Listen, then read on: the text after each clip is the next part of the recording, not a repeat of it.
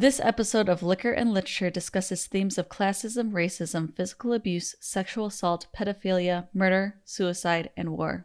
As hosts, we strive to have fun and educational discussions about the books we cover and do not condone any politically incorrect terms or dated ideology. We strive to discuss these issues in ways that will not alienate or suppress others, but will be covering themes that may not be suitable for children. Also, cuss words are a part of our regular vocabulary and drinks will be had, so keep that in mind if you are sensitive to liquored up loudmouths.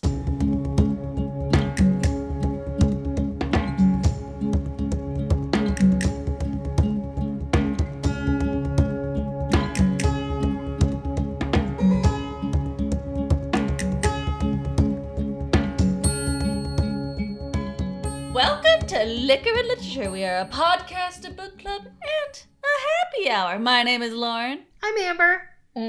Sam's taking a drink of water. Yes. I'm Sam. She's chugging her water, staying hydrated. Oh, maybe. We'll see. We're already a couple drinks in, but regardless. Tasty drinks in. Yes, these are very good.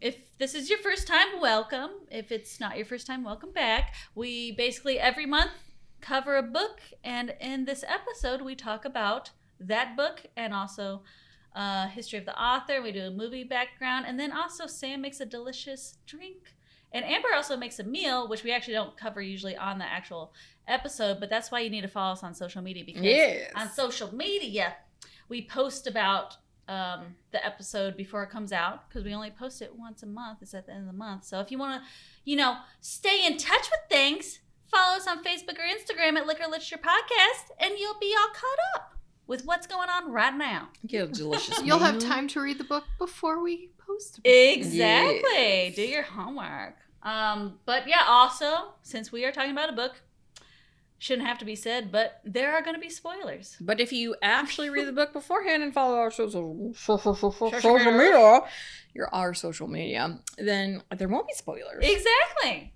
So just that's all the background information. With that, why don't we talk about the book that we're covering? This book is Amber's pick. Amber, why don't you tell us what book you picked for this episode? So I chose The Kite Runner She wants to make us sad. Yes, Yes. this was a very sad book, but I did enjoy it. by Khaled Hosseini.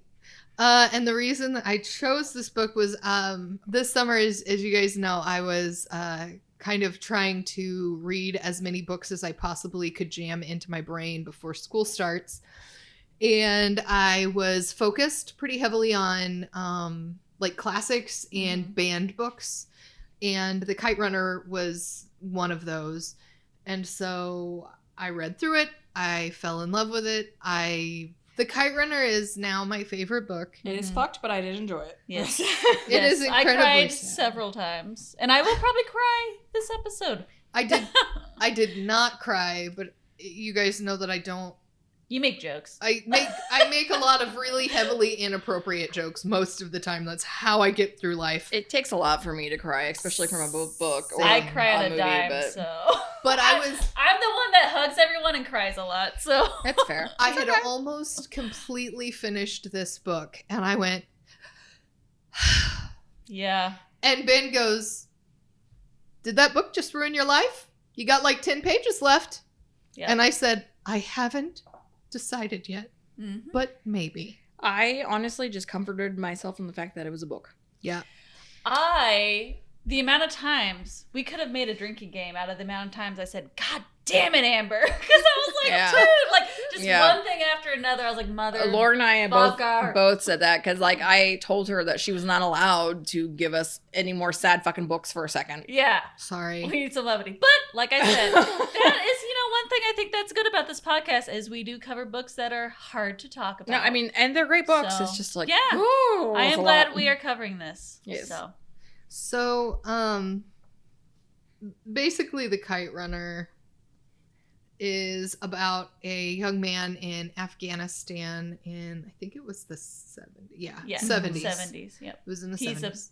Like 74-ish. Yeah, he's like in his Like 12. young teens. Yeah. Mm. And he has a good friend that they travel together. There's some very interesting relationship dynamics there. Racism is involved, all this.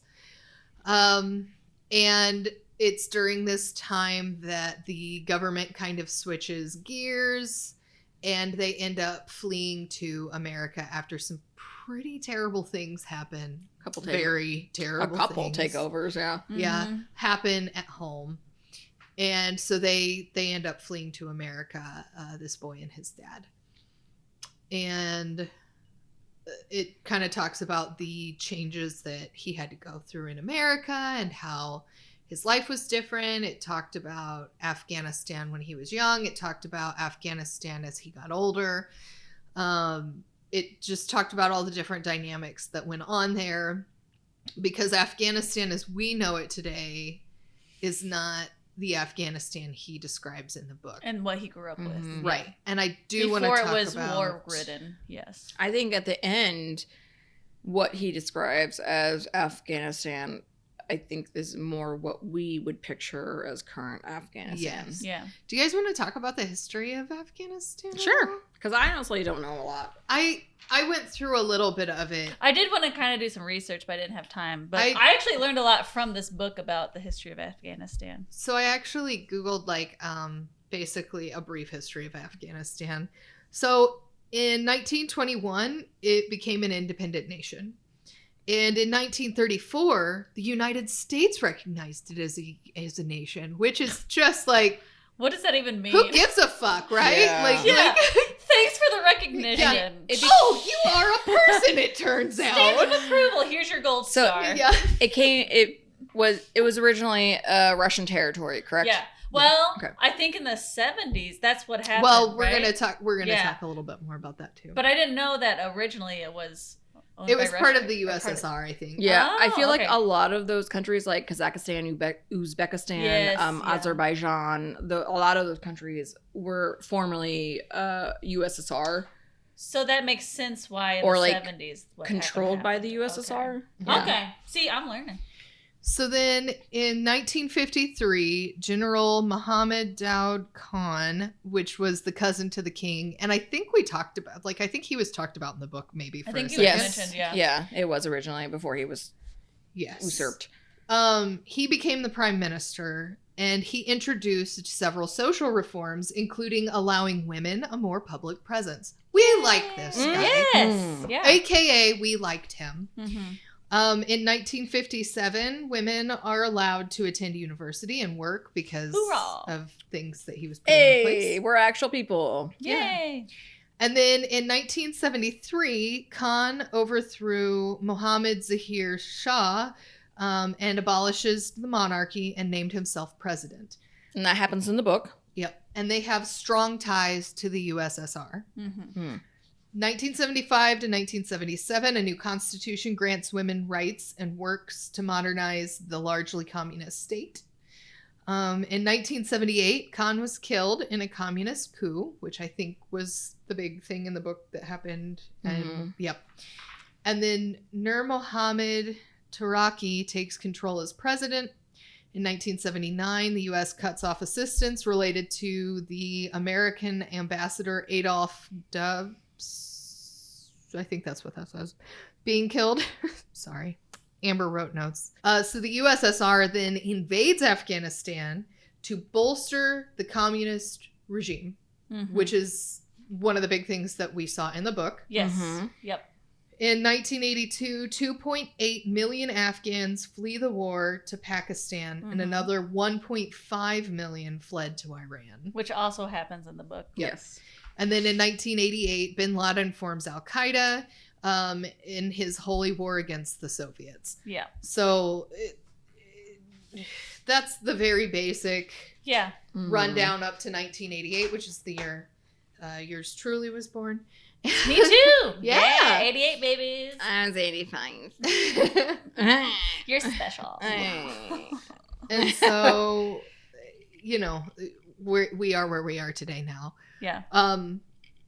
It's just a very interesting history that we don't really know about because guess why? Oh yeah, we're fucking at war with them. So always we've been constantly at war. Whitewash everything. Oh yeah, and like we've talked about millions of times, we don't get taught all the things. And so I learned a lot from this book just because of reading it. We all learned it snows in Afghanistan. Yeah. None of us knew we that. were like, oh, hey. Like, we're basic white bitches. We didn't know that. Do you know why we don't know that it snows in Afghanistan? Because every fucking anything that you've ever seen of Afghanistan, movie, picture, anything in America, it is sand. Yep.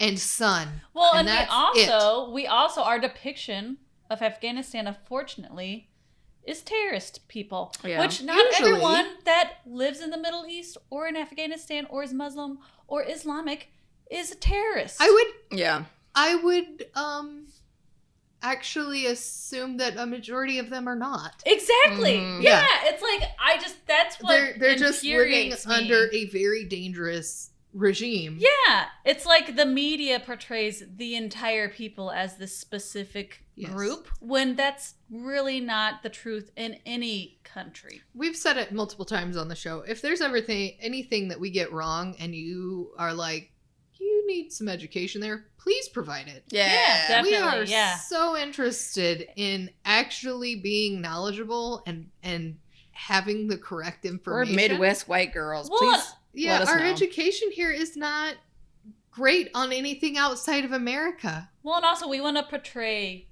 every culture that we are doing books about in an appropriate way. So if there's something that we say that you don't think is right, definitely let us know, because we want to do the right thing. Yeah, we always want to be properly representative of any culture, any country. I'm happy to admit I'm wrong. Yeah. Oh yeah, same. I admit all the time I'm wrong, because you know what? I'm learning as I go. Yep. So one of the reasons that I liked this book so much, I think, was because the language is very poetic in a lot of ways. Yeah.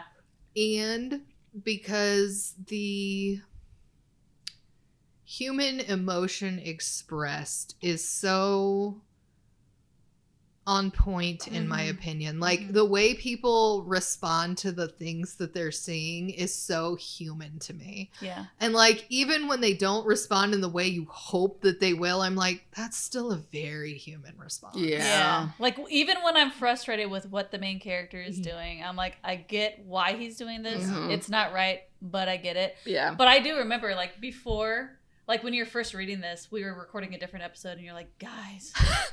Guys, the writing in this is amazing. And you read, like, a paragraph. She was like a crackhead. And you're like, what is are you okay? I mean, I did appreciate the paragraph, but I didn't have the context. And when I started reading, I'm like, I get what Amber's saying. Like, it's very well written. Yeah. And I that was one of the things I would say, too, is, like, and I appreciate this, like, really appreciate this about Khaled, is that when he uses his native language within the book, he still explains what it means. Yes. Yeah. You don't always get that. A lot of times you get like that native language, and then you're like, but what does that mean? You have to look it up because it's never explained in a book. And I'm like, that's not helpful. I don't know what's happening. Yeah. I wanted to tell a little funny story about this. So, you know who read this book? My mom. My mom read this book. You told me this story. Yeah. And she was like, she was at the hospital to take care of my uncle. And she's sitting in the waiting room, like, you know, hanging out, reading this book. And there's a lady in the waiting room who's like, that's a banned book. Oh, dear. Yeah. And my mom was like, uh-huh. And she's like, it's a good book. But it's a banned book. But it's a good book. I feel like that woman was testing her. I do too. It's like she's playing mind games with your mom. And my mom was like, she called me and told me about this later. And she's like, I had to Google it. And I was like, am I going to get arrested for having this book in public? And I was like, no. Your mom, I love her. It was so funny to me though. Like, and she's it's sold at Barnes and Noble. And she's a very well educated woman. But it was so funny to me because I was like, no, that's not what banned. We're not there yet. We're not there yet. But it was like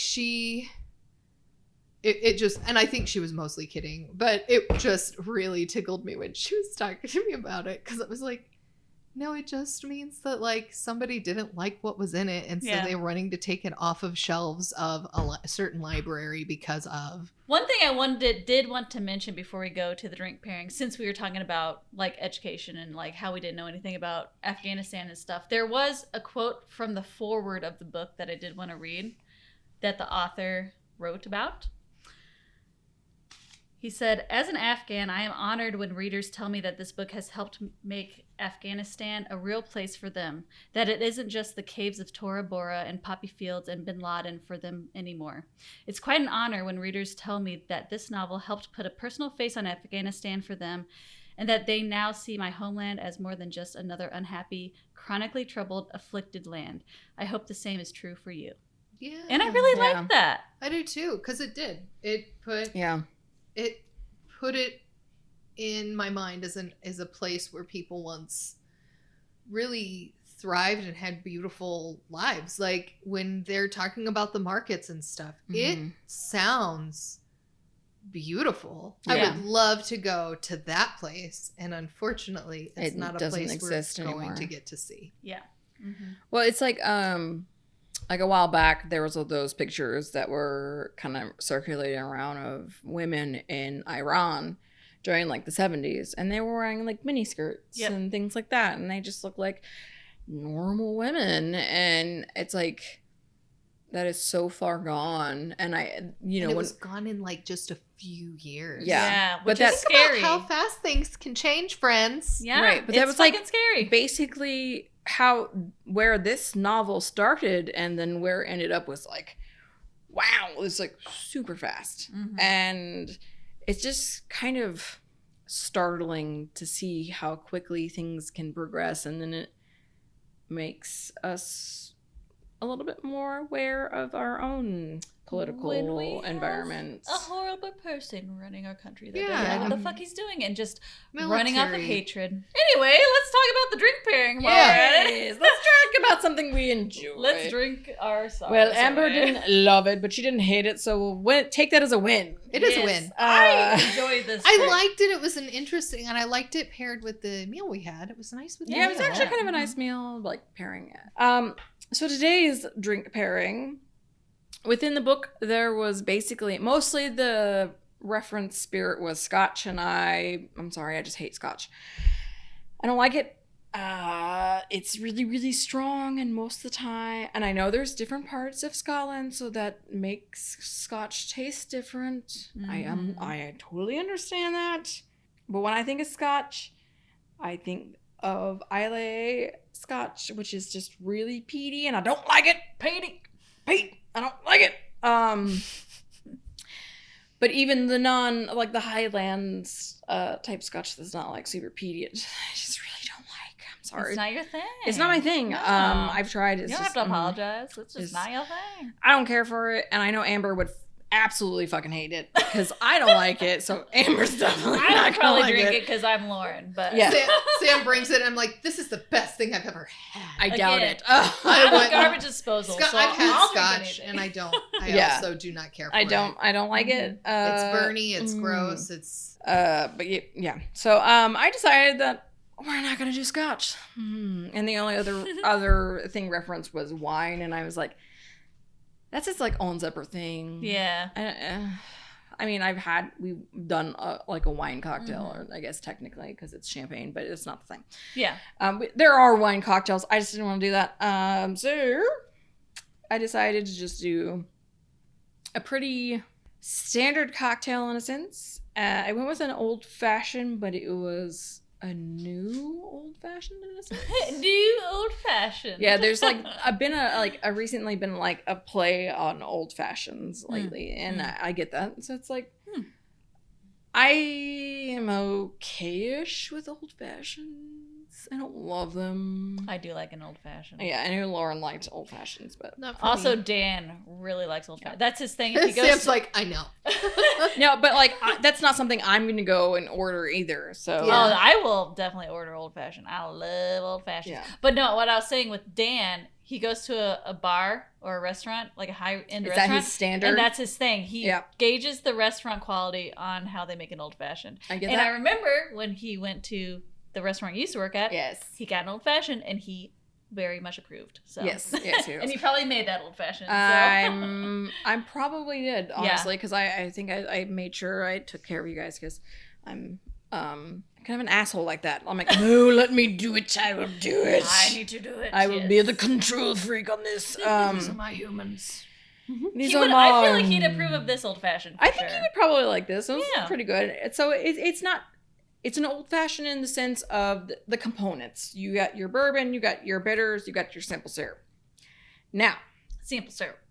it's a chai tea old fashioned, and I decided to go with chai tea because like they drink a lot of tea in the book. Mhm. I did. And chai is like more Indian, but it's also, I'm guessing, Pakistani. Mhm. That kind of area would drink chai. So I was like, you know what? We'll go with that.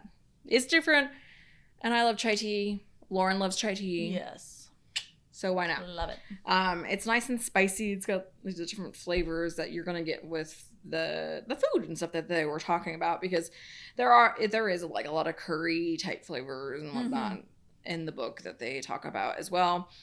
So I made my own chai tea simple syrup, and it's a spicy chai tea, so it's a little bit more like clovey and cinnamon based than regular chai would be. So I will tell you how to make chai tea syrup. It's 3, and this makes about 12 ounces of the syrup, which I knew I was going to need a lot, because I'm going to drink. Halfway through right now. Well, I already had several after I made it, and then I was like, my taste tester, Sarah, she also enjoyed a couple. Yep. Shout out to Sarah. Yeah. And she was like, this is real good. And I was like, I know, girl. And then I had a little bit in my coffee the next morning. And I knew that Lauren liked chai. So Yes.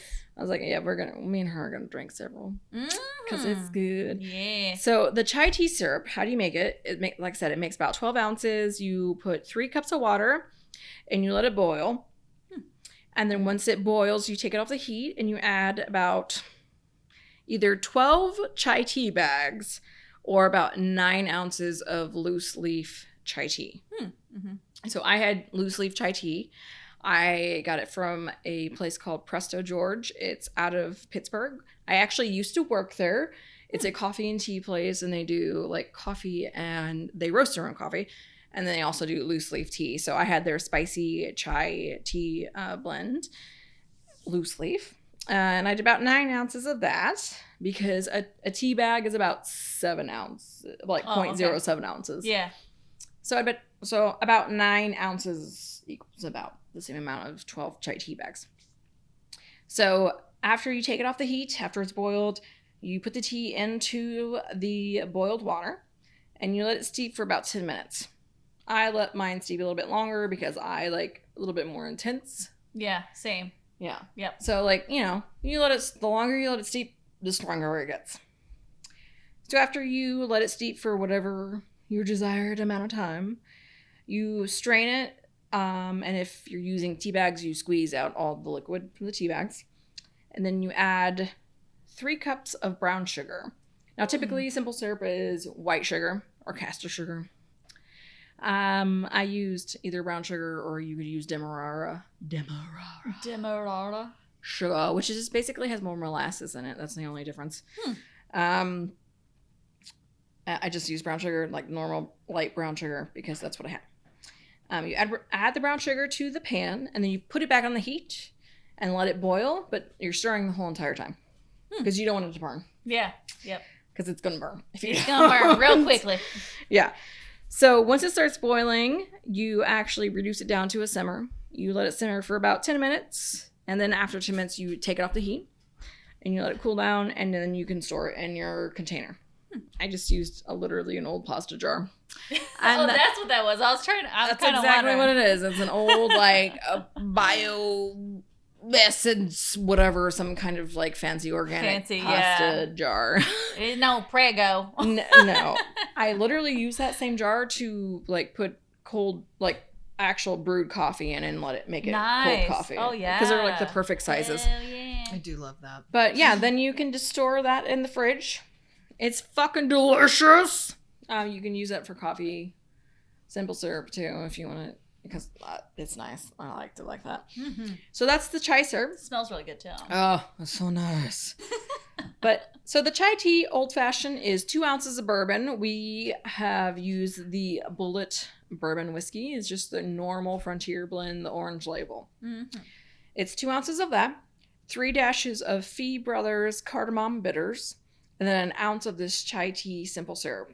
And you just put it all in a glass with ice, stir until it's nice and chilled, and then strain into your glass. You can either put a nice like block or sphere ice cube in there to kind of like water it down a little bit more as it melts, or not.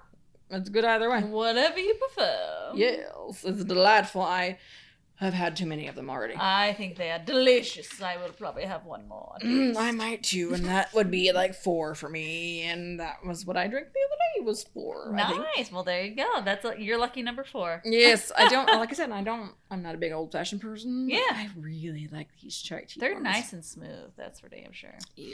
Mhm. So the chai tea old fashioned mocktail. You could either do 2 ounces of a non-alcoholic whiskey, which I would suggest either Spiritless Kentucky 74 because it's very bourbon-like in flavor. Oh, I feel like we've mentioned that before. We've mentioned yeah, it before. I recognize the name. Yeah. Or and I don't know how to actually say this. It's either Lear's or Liar's. Yeah. American malt, and it's like a bourbon Oh. also, but like it actually kind of sounds better. Yeah. It has a better, like more the like flavor that you would get. It would typically. pair better with it. Yeah. Yeah, more of the bourbon flavor you would typically get. Mm-hmm. So I would try either of those if you're going to go with a non-alcoholic whiskey, or you can do a black tea that's like a really strong brewed, unsweetened black tea. Mm-hmm. So you could do basically like a minimal amount of water and brew your black tea in it, or you could do a really strong, like a lot of black tea and a normal amount of water, and just not add any sugar to it. So it's going to have that like strong kind of profile. If you really wanted to get like a little bit more in depth, you could get like a bourbon barrel aged black tea. But if you're just like kind of avoiding all of that, I would just go with like a very normal black tea. Not really anything flavored. If you're gonna do anything flavored, maybe a vanilla. Oh yeah, that'd be nice. Yeah. That'd be good with chai. Yes. So you get 2 ounces of that, and then either a half ounce or an ounce of the chai simple syrup that I already told you about, because it is pretty strong. Yeah. It's a very strong flavor, but I really like it. And I do an ounce in the regular cocktail, so maybe if you really like it, do an ounce. And then you could do 3 dashes of a non-alcoholic bitters like Scrappy's cardamom or Dram's cardamom and black tea bitters, which would work really well if you're going to do like the black tea part of it. But yeah, I mean, it's a pretty easy cocktail. I mean, you just put it all together, stir it with ice, and then strain it and put it in your glass with an ice cube. Hell Boom, yeah. done. Yum. Yeah, that sounds good. Yeah. Well, thanks, Sam. You're welcome. All right, Amber, tell us about the author. So Khaled Hosseini was Khaled Hosseini. Sorry. Was born in Kabul, Afghanistan, March 4th, 1965. His father was a diplomat, and his mother was a teacher of history and Farsi. So they don't say his parents' names. I think he's a relatively private guy. person. But there's some really cool shit about him that I'm like, yay! Cool. We'll get there. We'll get there. Also, what is a diplomat? Like, what does that even mean? That seems vague. What kind of diplomat? It does not. It just says diplomat. That has something to do with politics. I Yeah, I was think. gonna say it's. I mean, I know the word, but I don't know what it means. Yeah. Well, and like I feel like It can mean a lot of different things. Yeah. I feel like there was a lot of like reflections of this in the book anyway, because the dad was kind of diplomatic in his own way. Kind of like a leader within the community, always doing positive things, And then you have the general, which is a different type of diplomat. And his mom was a teacher of history and Farsi, and if you remember right, his mom, I think, was a professor. Yeah. And I think it was of history and Farsi. So, you know, write what you know, right? Yeah. Okay. Exactly. So in his childhood in 1976, they moved to Paris, where his father worked at the Afghan embassy. So, yeah, okay. There's that political stuff. And that was due to the Soviet invasion of Afghanistan in 1979, they were unable to return home. And so they moved to California in 1980 after being granted political asylum in the United States. Something that's like impossible right now. Yeah, but also very reflective on what happens in the book. Yeah. So it's kind of autobiographical. Yes.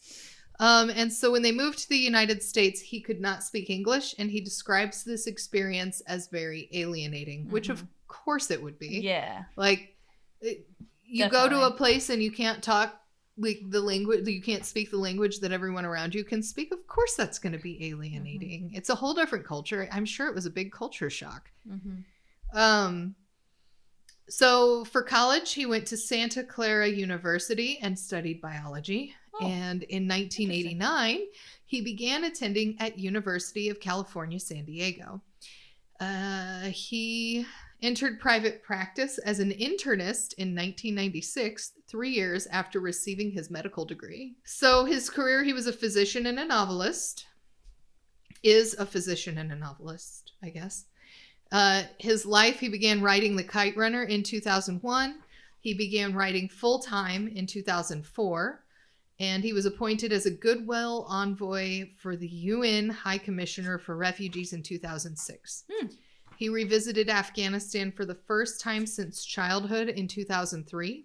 Interesting. He has been working with the Khaled Hosseini Foundation to deliver humanitarian aid in Afghanistan with the goal of raising funds to build homes for refugees returning to Afghanistan. That's sounds like a noble cause.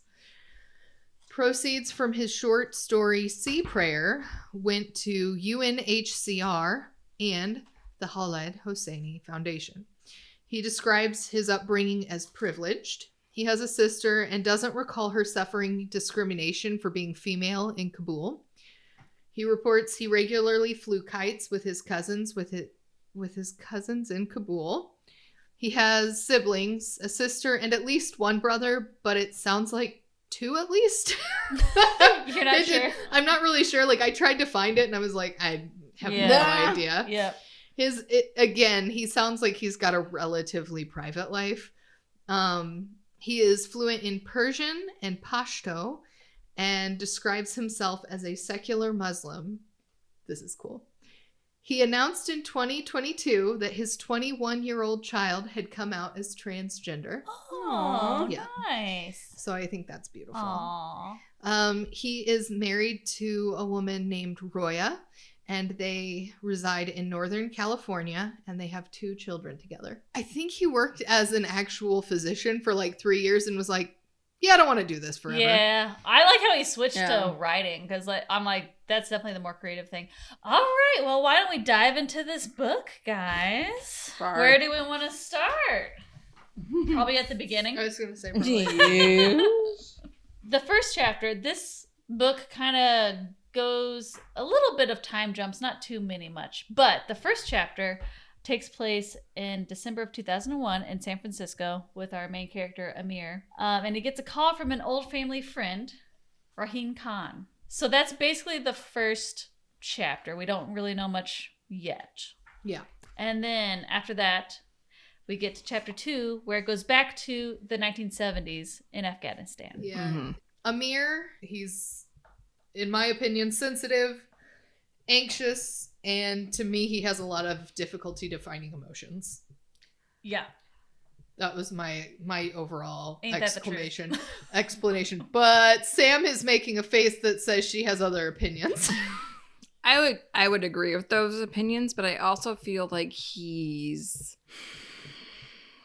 unable to put others before himself. That's a good way to put that.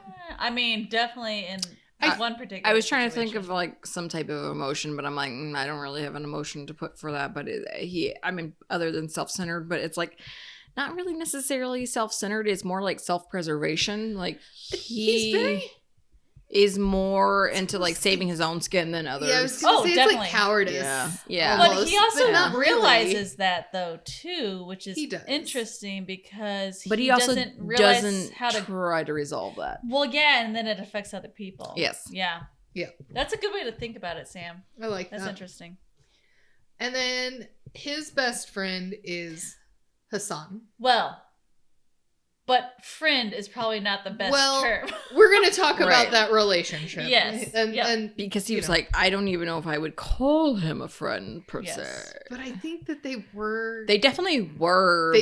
But there's They were, such a complicated But if you piece think to about that. the caste system and everything. Yeah. There's So definitely some complications that came along with that term. Yes. Sorry, I keep on interrupting you, Amber. It's okay. So Hassan has like a defining feature, and that is that he has a cleft lip. Mm-hmm. But to me, But he's also a significantly different look to him because he's a Hazara instead of Pashtun. Yes. Yep. Yes. But Hassan has that cleft lip, which is one of those defining features that we get into later.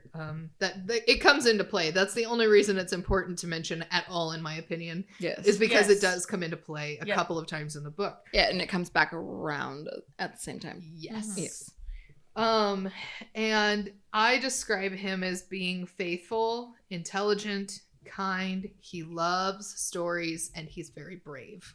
So like he's basically the yin to the yang, right? Mm-hmm. He is the absolute opposite, in my opinion, of what Amir was. Amir didn't really like sports.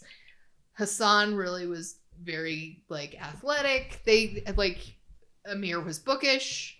Hassan wasn't. Like it was just like Hassan also didn't know how to. He was illiterate, yeah. Because Mhm. he was not able to. Exactly. Right. He was not in the cast that was taught language, like reading and whatnot. And so to me, those things are very important to know about those two characters, is that they are basically polar opposites of each other. And it's like not necessarily in looks, but also within like how they lived, how they were taught, like everything about them. They're very almost opposites. Well, how would you describe Amir's upbringing, like how he lives? So Amir Privileged. is from a very privileged family. Yeah. And then Hassan basically is the son of he's a servant. Yeah. And they live in a little hut next to A mud hut within their the mansion. compound of the mansion, yes. They are basically Amir's family's servants. Yes. Which is another interesting dynamic because Baba, which is Amir's Dad. father, Mm-hmm. and Ali, which is Hassan's father, Yes. they had a very similar relationship as children. They grew up together. Basically, I think Baba's family adopted Ali, right? When he was younger. It was something like with a that. judge. Yes. So Baba's father was the judge. A tragic accident happened and it left Ali orphaned. Mm-hmm. And so Baba's father, the judge, adopted Ali. So he became his adopted brother, but since he was a different type of caste, because he was Hazara, he was brought in as an adopted child, but he was also kind of brought up as a servant. Yes. And so Baba kept him on as a servant. The interesting thing about the caste system is it's still a thing that happens in India and other countries. And I think Amber and I were talking about this last weekend or one of the times that we hung out. It's like, yes, we don't necessarily have a caste system in the United States, but also we do have have to. classism. Yeah. Where We it's don't, like, but we okay, do. well, we got all the rich people, and then we got all the people that live in trailer parks and stuff, and like people act differently around different people, even though they shouldn't. And Well, our middle it's just class a is part like of it. shrinking. Exactly, yeah. So Yeah. I mean, You've got upper class, middle class, upper middle class, and like absolutely poverty. Yeah. But it's like barely any upper middle class or middle class now. It's usually like poverty or like ultra rich. There's not really much in between anymore. so even though we don't necessarily have a caste system, we do have a class system. Yeah. Yeah. If you know what I'm saying. Yes. So It's in this just not situation, as extreme as to what things happen to Yes. you. Yeah. and in this situation, I think a lot of things that happen with the caste system is you're born into it and you can't really grow out of it or move out of it because everyone knows where you are supposed to quote unquote be. But So racism also. oh, definitely, yeah. Yeah. Especially in this book. So in this situation, Baba and Amir are the Pashtun. rich family, Yes. and then Ali and Hassan are their Hazara. servants. So yeah, Yeah, they're Hazara. Yep, Yeah. because They're of their Pashtun, ethnicity. Yeah. Mhm. One thing I think we should talk about is how close Amir and Hassan are in age, and then Yes. also the Like 9 commonality of their mothers not being in the picture anymore. We should Yeah. talk about that because that comes back into play later. Mhm. Yes. So they're about what 9 to 10 months apart, maybe. Something like that. Yeah, Yeah, very it's close in almost a age. year, Yeah. but not quite. Yeah. Mhm. And basically, what happened is that his mother died in childbirth. Mhm. A highly educated woman, universally regarded as one of Kabul's most respected, beautiful, and virtuous ladies. And not only did she teach classic Farsi literature at the university, she was a descendant of the royal family, a fact my father playfully rubbed in the skeptics' faces by referring to her as my princess. Yes. Oh, so she yeah. came from like basically royalty. She was fancy. Yes. Yeah. So Amir never got to meet his mom. But I also think that he has some guilt about like he killed his mom. Like in his mind, he killed his mom because she died in childbirth. And I Yes. think that's really common, actually. I could imagine that be common. Like that's got to Yeah. be a mind fuck. Yeah, you know? for And sure. he also thinks that his dad has resentment towards him because of that. And I honestly feel like he does. Yeah. I don't. Well, There's some. their relationship is kind of complex. He They're does relations. in a way. I It may be a small way, but it is there. I think that it's a lot to do with the fact that he's not really like him, Yes. but if you look into it, it sounds like he's a lot more like his mother, Which which is Yeah. probably very complicated. Which is, yeah, no, I get that it's complicated, but it also almost feels like he's resentful because he's more like her, which reminds him of her. Yeah. Yeah, that's what And I mean. that's the problem. Those Yep. are those complicated feelings. That, Yeah, but I mean, Amber does have a point. I think it was you. That was like they have different personalities. Like Baba is like this strong man's man, Mm. and then Amir is into books, into writing, and he's Well, not that's athletic and stuff like that. Yeah, Yeah. so like I Amir was feels like comparing- he needs to prove himself to his father, Yes. and he knows that his father wants him to be something different that he's not. So let's talk about Baba for just a minute and a little bit more in depth. I kind of was really not so keen on Baba. I'm not gonna lie. Baba built an orphanage. He was a kind man. He was a considerate man in all things except for Fatherhood? Amir. Like, he really... Yeah. He's very stubborn. He always seems like he's disappointed in all of his differences from Amir. That's one way to show your like love for your wife that is now dead is like be really disappointed in your son that is actually just really like her. He was a Yeah, good man he- and a bad But also father. think about Yeah. that. Not to like give him that much kudos, but he lost his wife literally the day that his son was born. So he had to like figure it out on his own. I will give him that. But also he did not give Amir the empathy and the sympathy and everything that he needed. And I also feel like once, the more we get into the book, the more we're going to realize how much sometimes I feel like people, when they are dealing with internal issues, do things that are good to prove themselves good. And I feel like that is That's something something that's he going does. on with Yes. Baba, because we will get to it at the end of the book. And he did do good things for the community, but there was also a secret that he was holding from everybody except one person. I that feel knew. like sometimes as people, we do a lot of these, I guess, honestly, almost ostentatious things. Be like, oh, look what I did. I did all these really great things. Look how great I am. But behind doors, like, we're also ignoring our own family and Yeah. like not Yeah. being the greatest parent or partner or whatever we could be. And I feel like that says a lot. Yeah. And I feel it's misdirected. And for me, it was really, really upsetting. Yeah. And I was like, this child is literally doing everything he can possibly think of to make you accept him as he is, and you cannot even do the littlest thing to give him any kind of hope. Yeah. Yeah. I mean to speak to you man to man. Do you think you can handle that for once? Again, this is like one of those moments where it's like, dude, he's a kid. Yeah. Yeah. Yes, Baba John, I muttered, marveling, not for the first time, at how badly Baba could sting me with so few words. We'd had a fleeting good moment. It wasn't often Baba talked to me. And Baba says, there is no act more wretched than stealing, Amir. A man who takes what's not his to take, be it a life or a loaf of naan. I spit on such a man. And if I ever cross paths with him, God help him. Do you understand? So we talked about the relationship between Amir and Baba, but we haven't talked at all about the relationship that Hassan and Baba have in the home, which is very interesting in nature. It's very forgiving. Yes, of everything, all and the time. accepting and just like letting him live his life as he is. He's excited. It seems like that he's athletic.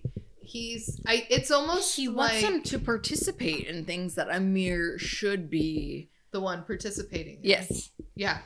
Anything that he invites Amir to, he's like, let's invite Hassan to. I also think that Amir was definitely jealous of Oh, that 100%. relationship because he picked up on the fact that his father was Slightly giving him slightly special treatment. Yeah. Mhm. Yes. It wasn't like necessarily super obvious, but it was also like It was like he connected with him more, and it made Amir so jealous. And Yeah. I really think if it wasn't for that dynamic, Amir probably would have viewed Hassan as more of a friend than he did. I don't want to digress too much, but I do want to circle back and talk about Hassan's mother. We need to talk about Hassan's mother. Yeah. oh yeah. So she was Hassara, and she was Not viewed as great. no, she was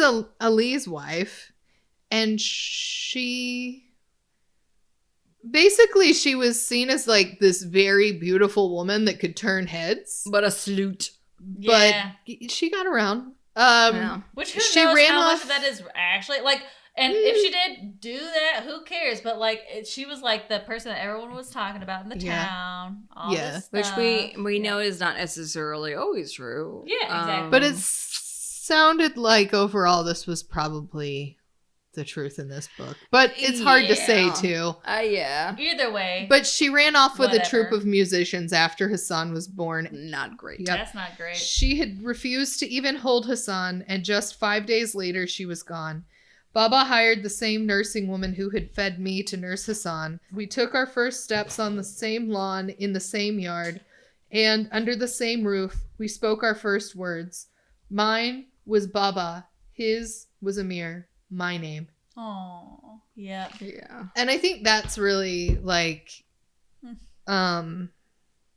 telling too, is like, How dedicated yes. Yeah. his friendship was to Amir. Well, and Yes. also you could tell Hassan looked up to Amir. Yes. Like, And Amir worshipped his father, yep, and Hassan worshipped Amir. Amir.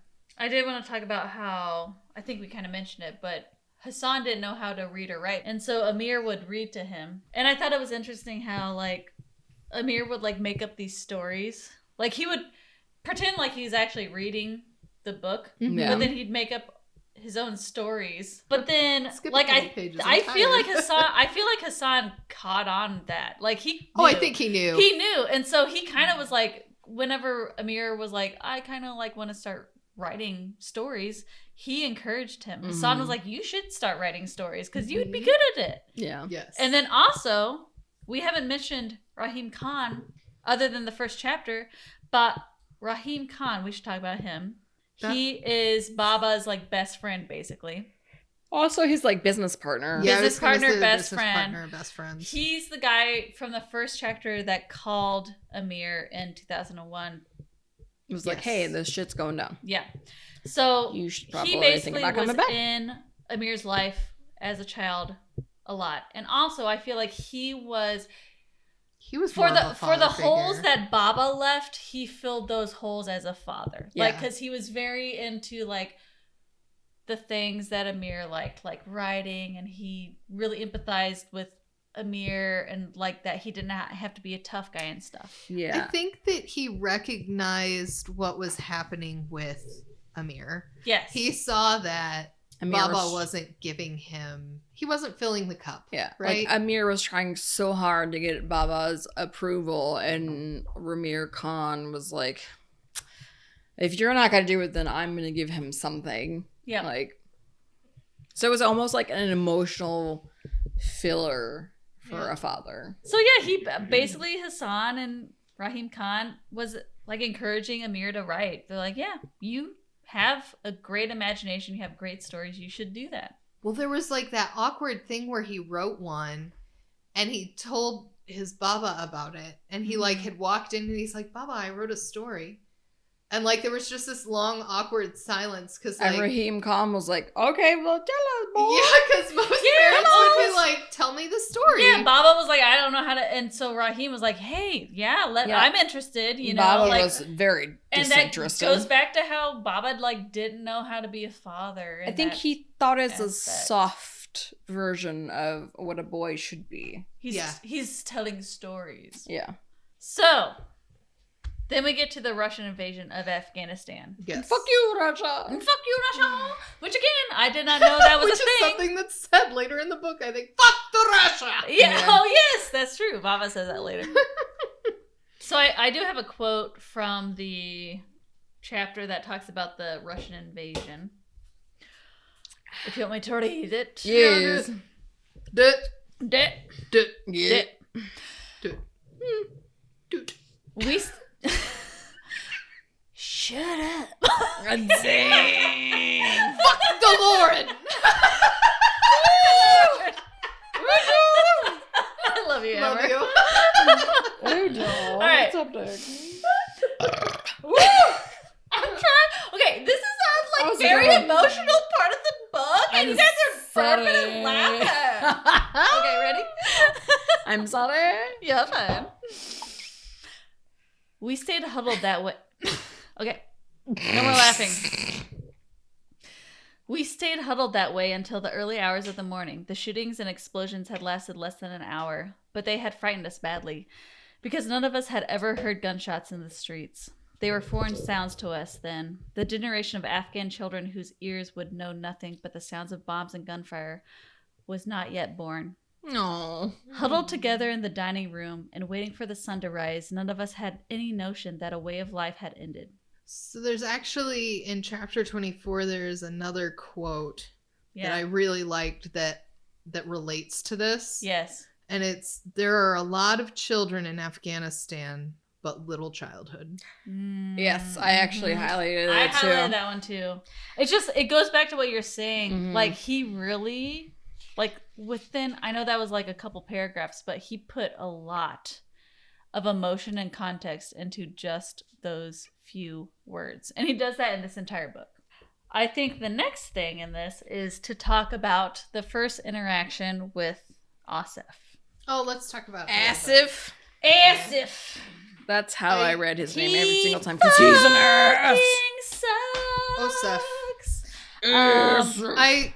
He sucks. So I was actually really. Out of all the characters in the books that we've read, he sucks he's a lot. probably one of the worst. He actually. There is no redeeming qualities about this fucker. no, there isn't. He surprised me, considering. Okay, and this is like, I'm not trying to be an asshole, but like, so his mom was German, and from what it sounds like, an Aryan German. Yes. And then his father was Afghan. Mm-hmm. But yet he has somehow made himself more important.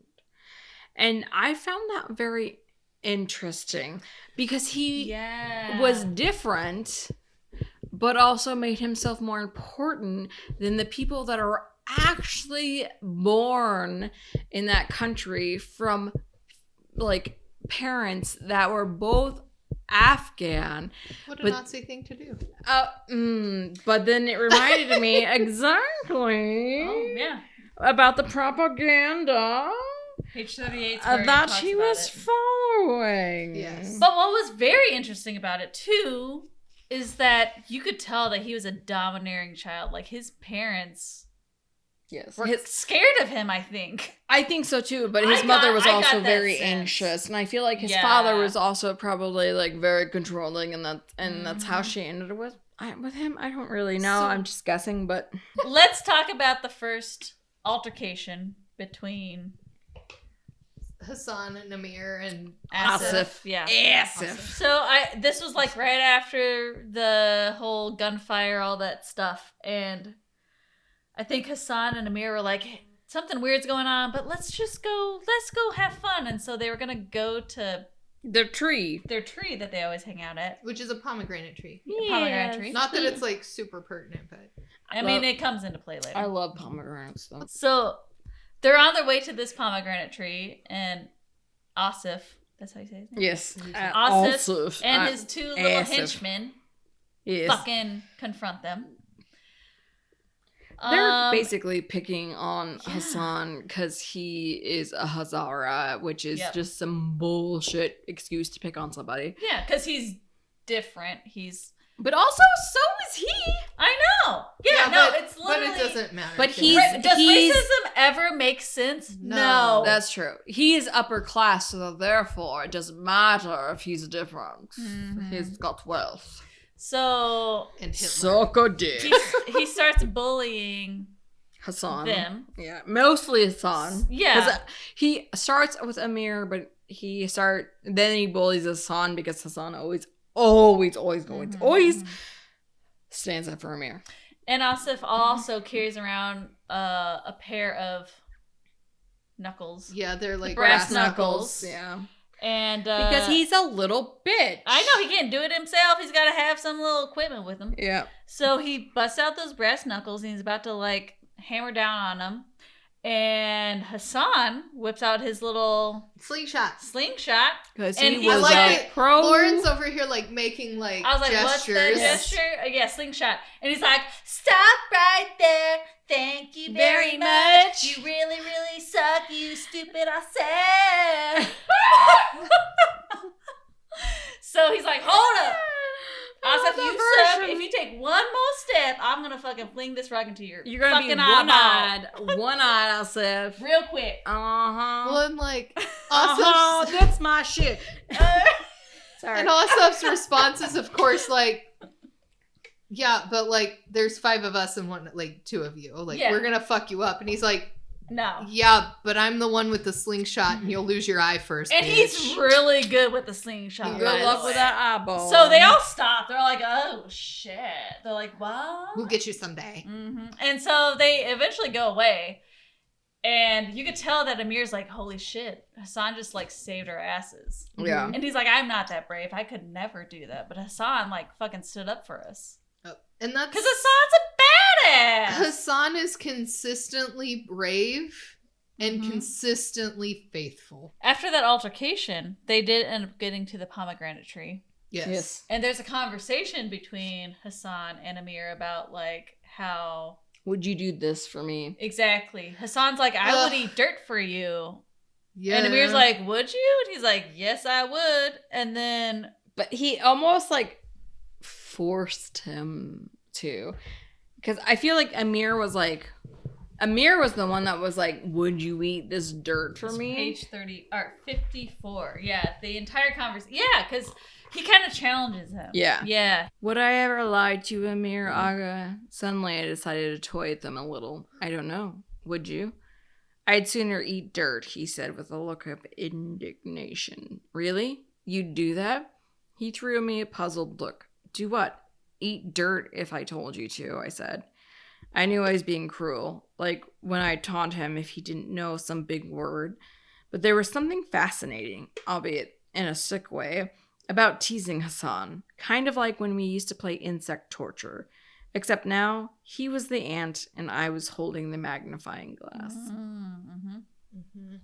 In Afghanistan, they have these kite fighting contests where they like put tar all over the lines and then like put them with like they dip them in like this very thin glass like Broken glass. yeah, basically. it's broken glass. Yeah. And then they go out and they try and cut other lines. Yeah. It's like kite fighting, basically. It is kite fighting. It's very cool. And you have to have two people to guide the kites and to do the things. Yes. Yep. And so one of them kind of holds the rail and like decides how high the kite is up in the sky, Mm-hmm. and the other one does like maneuvering and the turning stuff. and things. Yeah. Yeah. Why don't we use leather gloves for this? I know. Like they always talk about like, oh my Yeah. fingers are bleeding, and I'm like, why 'Cause- don't you have some protection on? Because they said it was like a sign of like it's almost like the mark Honor. of a warrior. It's an honor thing. Call Yeah. me a fucking pussy, but I ain't doing that. I know, Yeah, but I was no. reading those. I was like, I want to keep my fingies intact. Listen, I get enough cuts and crap on my hands. Same. I Yes, have a same. scarred up hand. I don't need that. Also, And as also- a parent, that I'm would- like, no. That would also Infection. distract the shit out of me. I'd be Yeah. like, oh my god, I can't even fly this kite because my fingers are bleeding and Yeah. I hurt. I would right just now. be like, Yep. wash your But hands. you know Infection. Different Cover 'em up. cultures. to each now. his own. Yeah. And I actually like this because it really, like, it was cool. I didn't know that this was a ritual. This was a thing that they did. So this was pretty cool. I liked it. I really liked Learning this about it. too. It was Yep. very cool. I wanted to add to what they did after they do the kite fighting is they'd run the kite. So Yeah. the last kite cut from the sky was the most sought Trophy. after. It's the Mhm. trophy. Yeah, they're all trophies, but Yeah. the last one is the final big one Biggest was the big one, yeah. Yep. Hassan had like a sixth sense about where these would land. He just kind of knew. And I think this was one of those things that's probably one of those marks of intelligence that's probably underestimated is like being able to navigate landscapes really well, recognize Oh yeah, Hassan patterns. was very smart. Yes, Yeah. he was a very intelligent person, but I think he was underestimated a lot because of the class system there, the Yes. caste system. So I think leading up to that, we need to get into the big annual kite Yeah. extravaganza that's going on. So basically, they do this every year in the wintertime. Well, Right? it's Yes. like when the first snow comes out, Yeah. they get really excited because I guess the winds are perfect for kite fighting. Mhm, yeah. It was a whole thing where It's like like all the kids from the Amir and village. Hassan knew that they were good. But they were like, I don't know if we could do it. But like Amir really wanted to win because to prove to his dad that he was good Well, because his enough. dad won or something, Yeah. right? Well, they when he bought, was younger. his dad bought them a kite. Well, Well, yeah, his but dad Bought them the actually blue kite. had Yeah. won in previous years when That he too. was a kid. But then he also bought a kite for them Yeah. to use in the battle. right. And so I feel like this Amir's like, oh my gosh, this is my time to prove to my dad that I am the Well, man, quote unquote, that he wants me to be. Sorry, not Hassan. Baba actually put it in his head, basically saying like, I think you're gonna win this year. Yeah. A And lot so- of pressure. Amir was like, I absolutely I need to I win. am? to win. I am. And then this whole time, Hassan's like, "You're gonna win." He's like giving him all this pep talk. He's like, "It's gonna be fine." Hassan's an amazing kite runner anyway, so they were like, "All right, we have to win." Exactly. So then there's like pages and pages and pages. It was like very dramatic. Yeah. Of like them like cutting down kites, and it's like, That's okay, intense. we like cut down this kite, and then there's another one. Oh, we But then cut we down ran. that kite, and then there's And then one other kite Down to the blue kite. Down to the blue. Fucking things kite. happen, and I don't like it. You got to cut down that kite. So they do end up cutting down the adversary's kite. Yep. And no one likes what happens afterwards. what happens is Hassan's supposed to go run and find the kite. Mm-hmm.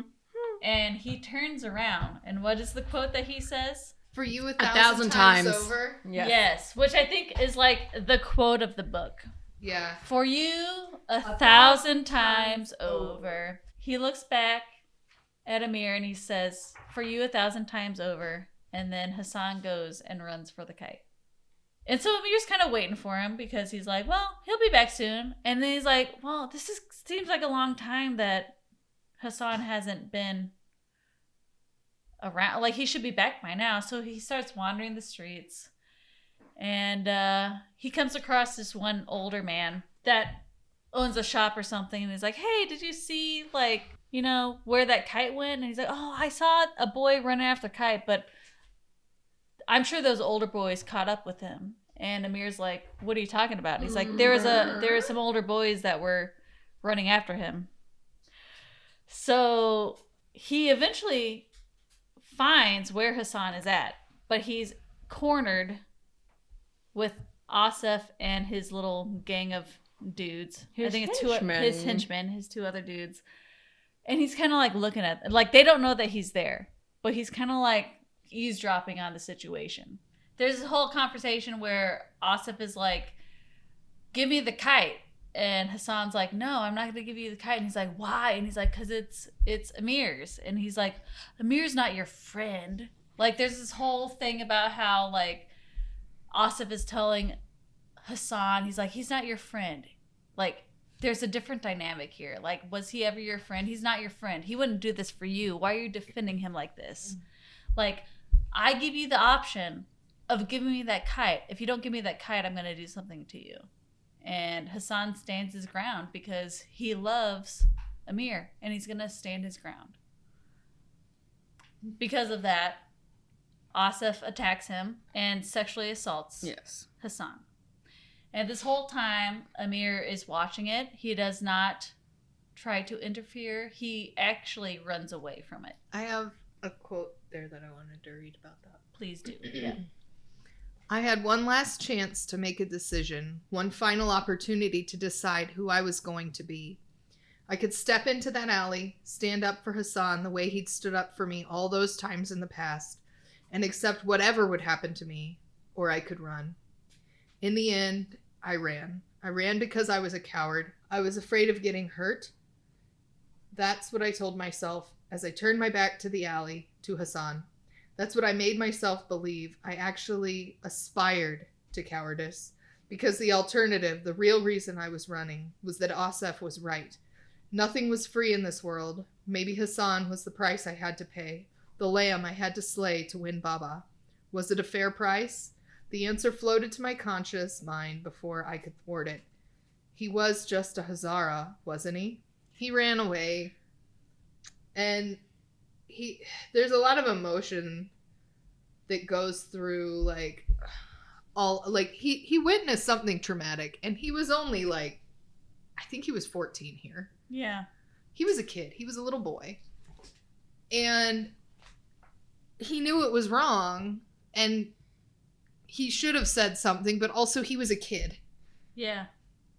How many times have we been put in a situation where, like, not like this, but like in a situation where we were uncomfortable doing the right thing, even though we knew it was the right thing, because it was heavily uncomfortable. And you're scared. And you're scared. Yeah. And he knew that Hassan was a braver person than him. Yes. And he was a kid. And I really want to reiterate that fact, is that he was only 14. But he also then didn't necessarily broach the whole thing with Hassan properly. No, I he agree. definitely went down that in a not good way, and I think he blamed it on his guilt. Well, Which I could see, but also it's like the way that he treated Hassan after the fact was not okay. yeah. He said, I squinted in the dimming light and spotted Hassan walking slowly toward me. Yep. I met him by a leafless birch tree on the edge of the ravine. He had the blue kite in his hands. That was the first thing I saw. And I can't lie now and say my eyes didn't scan it for any rips. He stopped, swayed on his feet like he was going to collapse, and then he steadied himself, handing me the kite. Where were you? I looked for you, I said, speaking those words was like chewing a rock. Hassan dragged a sleeve across his face, wiped snot and tears. I waited for him to say something, but we just stood there in silence in the fading light. He began to say something and his voice cracked. He closed his mouth, opened it, and closed it again. Took a step back, wiped his face, and that was as close as Hassan and I ever came to discussing what had happened in the alley. One of the things I wanted to mention and talk about in this particular scene too, because I don't want to defend his actions, but I also, it's really important to talk about just how people respond to trauma. And he did not respond to it in a good way. But one of the things I want to talk about right now is that when we witness something like that, it goes into you go into the grieving process. He lost something that day. They both did. So Amir lost some of his innocence, and Hassan absolutely lost his innocence, as well as physically and emotionally. And his sexual rights, he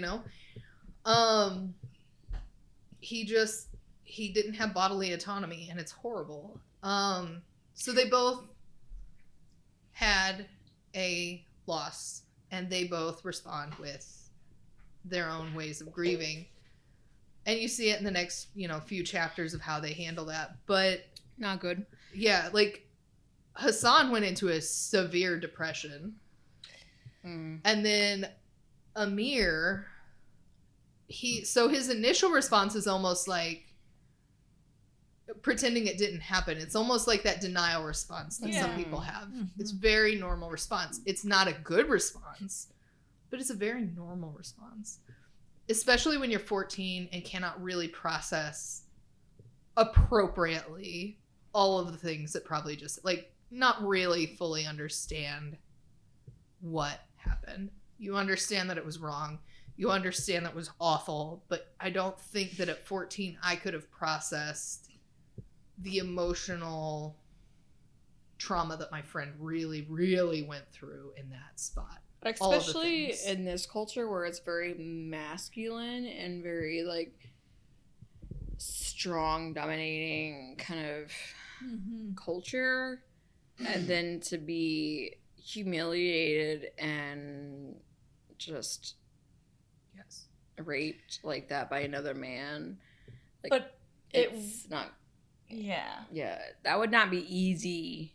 I mean, not that it'd be easy to totally deal with it, any gender, but I feel like that would come with even more emotional consequences.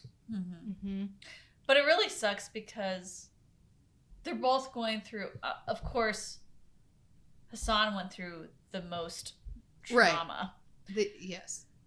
But I think what I was the most frustrated with is that Amir was putting all his trauma on him and making him feel even more worse. Horrible because he was not dealing with his own confliction of I did not help him. Yeah. He responded with anger. Really infuriated me because I know he's a 12-year-old, 13-year-old boy. He doesn't know. And through the whole book, he realizes that, but it isolated really Hassan even more. Fucking sucks because Hassan did not. He should have I really wonder what it would have been like if Amir even if he'd not defended him in that aspect, but like when they actually had that confrontation, or not confrontation, but that conversation, he would have been like, hey, this happened. I saw what happened. Let's talk about it. Yeah. But that was not the context that. Or so even, all this emotion got built up on both ends, and it just made it so toxic. But it was so much more toxic on Amir's end than Hassan's end, because Hassan would always forgive Amir for anything. Well, I think too, like, Amir never broached the subject with like Baba or any adults. He never told anybody for years. So there was no like. He never got relief from what he had to experience. You know, it's obvious to me that Hassan actually had talked to Ali, his father, about what had happened. Yeah, Hassan definitely told him, like, probably not like the same day, but he definitely told him. And even Rahim Khan knew about what had happened. It was a weird situation. The adults weren't aware until it was too late, and the one that did know or seemed to know, like, at that point in time, he was really powerless to do anything about it. Exactly, yeah. And so it goes on, and like there's like weeks of like Hassan being quote unquote sick, but he's really just, I mean, recovering. Yeah, and like Amir's not telling, like even like Baba and Rahim like question him about this, and he's like, "Oh, he's just sick."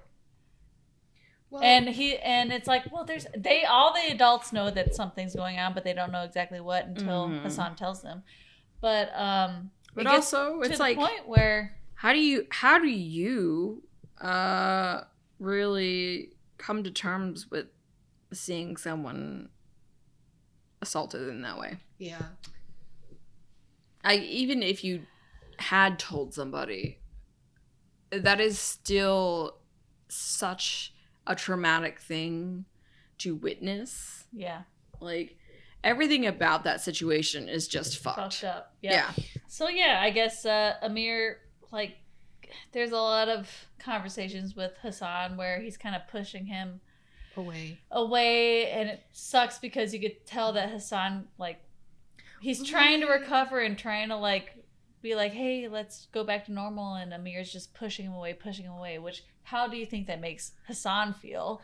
More dirty, more like, I mean he's not dirty, but like, he's not, but that's, he feels that way because the way he's being treated by someone that he grew up with, that he loves, you know, that sucks. Well, and he just keeps doing all these really awful things. Like there was a part where he like threw pomegranates at him. They went up to the tree together, and I think he said he was going to read to him, and then they got up there and Amir just pummeled pomegranates at him. Yeah. And he was like, Hassan like took one and smashed it on his face. He just let him do it. Yeah. Is that happy? Are you happy now? Basically. Like, yeah. But one of the things I wanted to talk about was Amir is talking to Baba. Mm-hmm. And he says, early that spring, a few days before the new school year started, Baba and I were planting tulips in the garden. He was telling me how most people thought it was better to plant tulips in the fall, and how that wasn't true, when I came right out and said it. Baba, have you ever thought about getting new servants? Mm-hmm. He dropped the tulip bulb and buried the trowel in the dirt, took off his gardening gloves. I'd startled him. Gee, what did you say? I was just wondering, that's all. Why would I ever want to do that? Baba said curtly. You wouldn't, I guess. It was just a question, I said, my voice fading to a murmur. I was already sorry I'd said it. Is this about you and Hassan? I know there's something going on between you two, but whatever it is, you have to deal with it, not me. I'm staying out of it. I'm sorry, Baba. I've never laid a hand on you, Amir, but you ever say that again. He looked away, shaking his head. You bring me shame. And Hassan's not going anywhere, do you understand? I looked down and picked up a fistful of cool soil, let it pour between my fingers. I said, do you understand? Baba roared. I flinched. Yes, Baba. Yep. Hassan's not going anywhere, he snapped. He dug a new hole with the trowel, striking the dirt harder than he had to. He's staying right here with us where he belongs. This is his home, and we're his family. Don't you ever ask me that question again. that was the first indication for me that something was A little deeper there. not quite as it seemed. Because like, I get, like, okay, like, I'm glad that you have a great relationship with your servants, but this seems a little bit more deeper. than that, yeah. Yes. Yeah. So that's, I'm glad that you pointed out, Sam. That's a good indication of, like, there's something going on. So then Amir's birthday party happens. Mm-mm. And Our least favorite person shows up. Asif. Yeah. What a douche. And Amir has a very awkward reaction with him. Mm-hmm. Interaction with him. But so Asif's, like, family is also very awkward with him. That's what I'm saying. I think they're scared of him. I believe his mother is very terrified of him. They, like, realize how fucked up he is. Yeah. Because, like, they're very, like, standoffish and weird. Mm-hmm. Which, like, may be normal, but I feel like I don't think that's normal. I don't think that's normal. He's a fucking psychopath. Kind of scary, yeah. He's a psychopath, dude. And then later on in the party, Amir observes Asif getting a drink, like Hassan serving him, which that crushed me. I'm like, no, me too. That fucking sucks. So, but we do need to talk about the birthday presents that he got from Baba and also Ali and Hassan. Baba gave me 2 presents. One was sure to become the envy of every kid in the neighborhood. A brand new Schwinn Stingray, the king of all bicycles. Which is such a nice bike. That is a nice bike. So Baba gave him a bike, but he also gave him a watch, didn't he? Yes. Yeah. And then Ali and Hassan gave him, like, a very expensive I book. can't think of the name of the book, though. And it bugs me because it is very pertinent. I opened the box and found a brand new Shahnameh, a hardback with glossy colored illustrations beneath the passages. Mm-hmm. Yeah, so they gave him a very... Like, I feel like they saved up money for that book. That's, like, a very nice... brand new version. So this is the part of the story where I remember reading it and I literally gasped because I'm like, no, he's going to do that motherfucking goddamn Amber.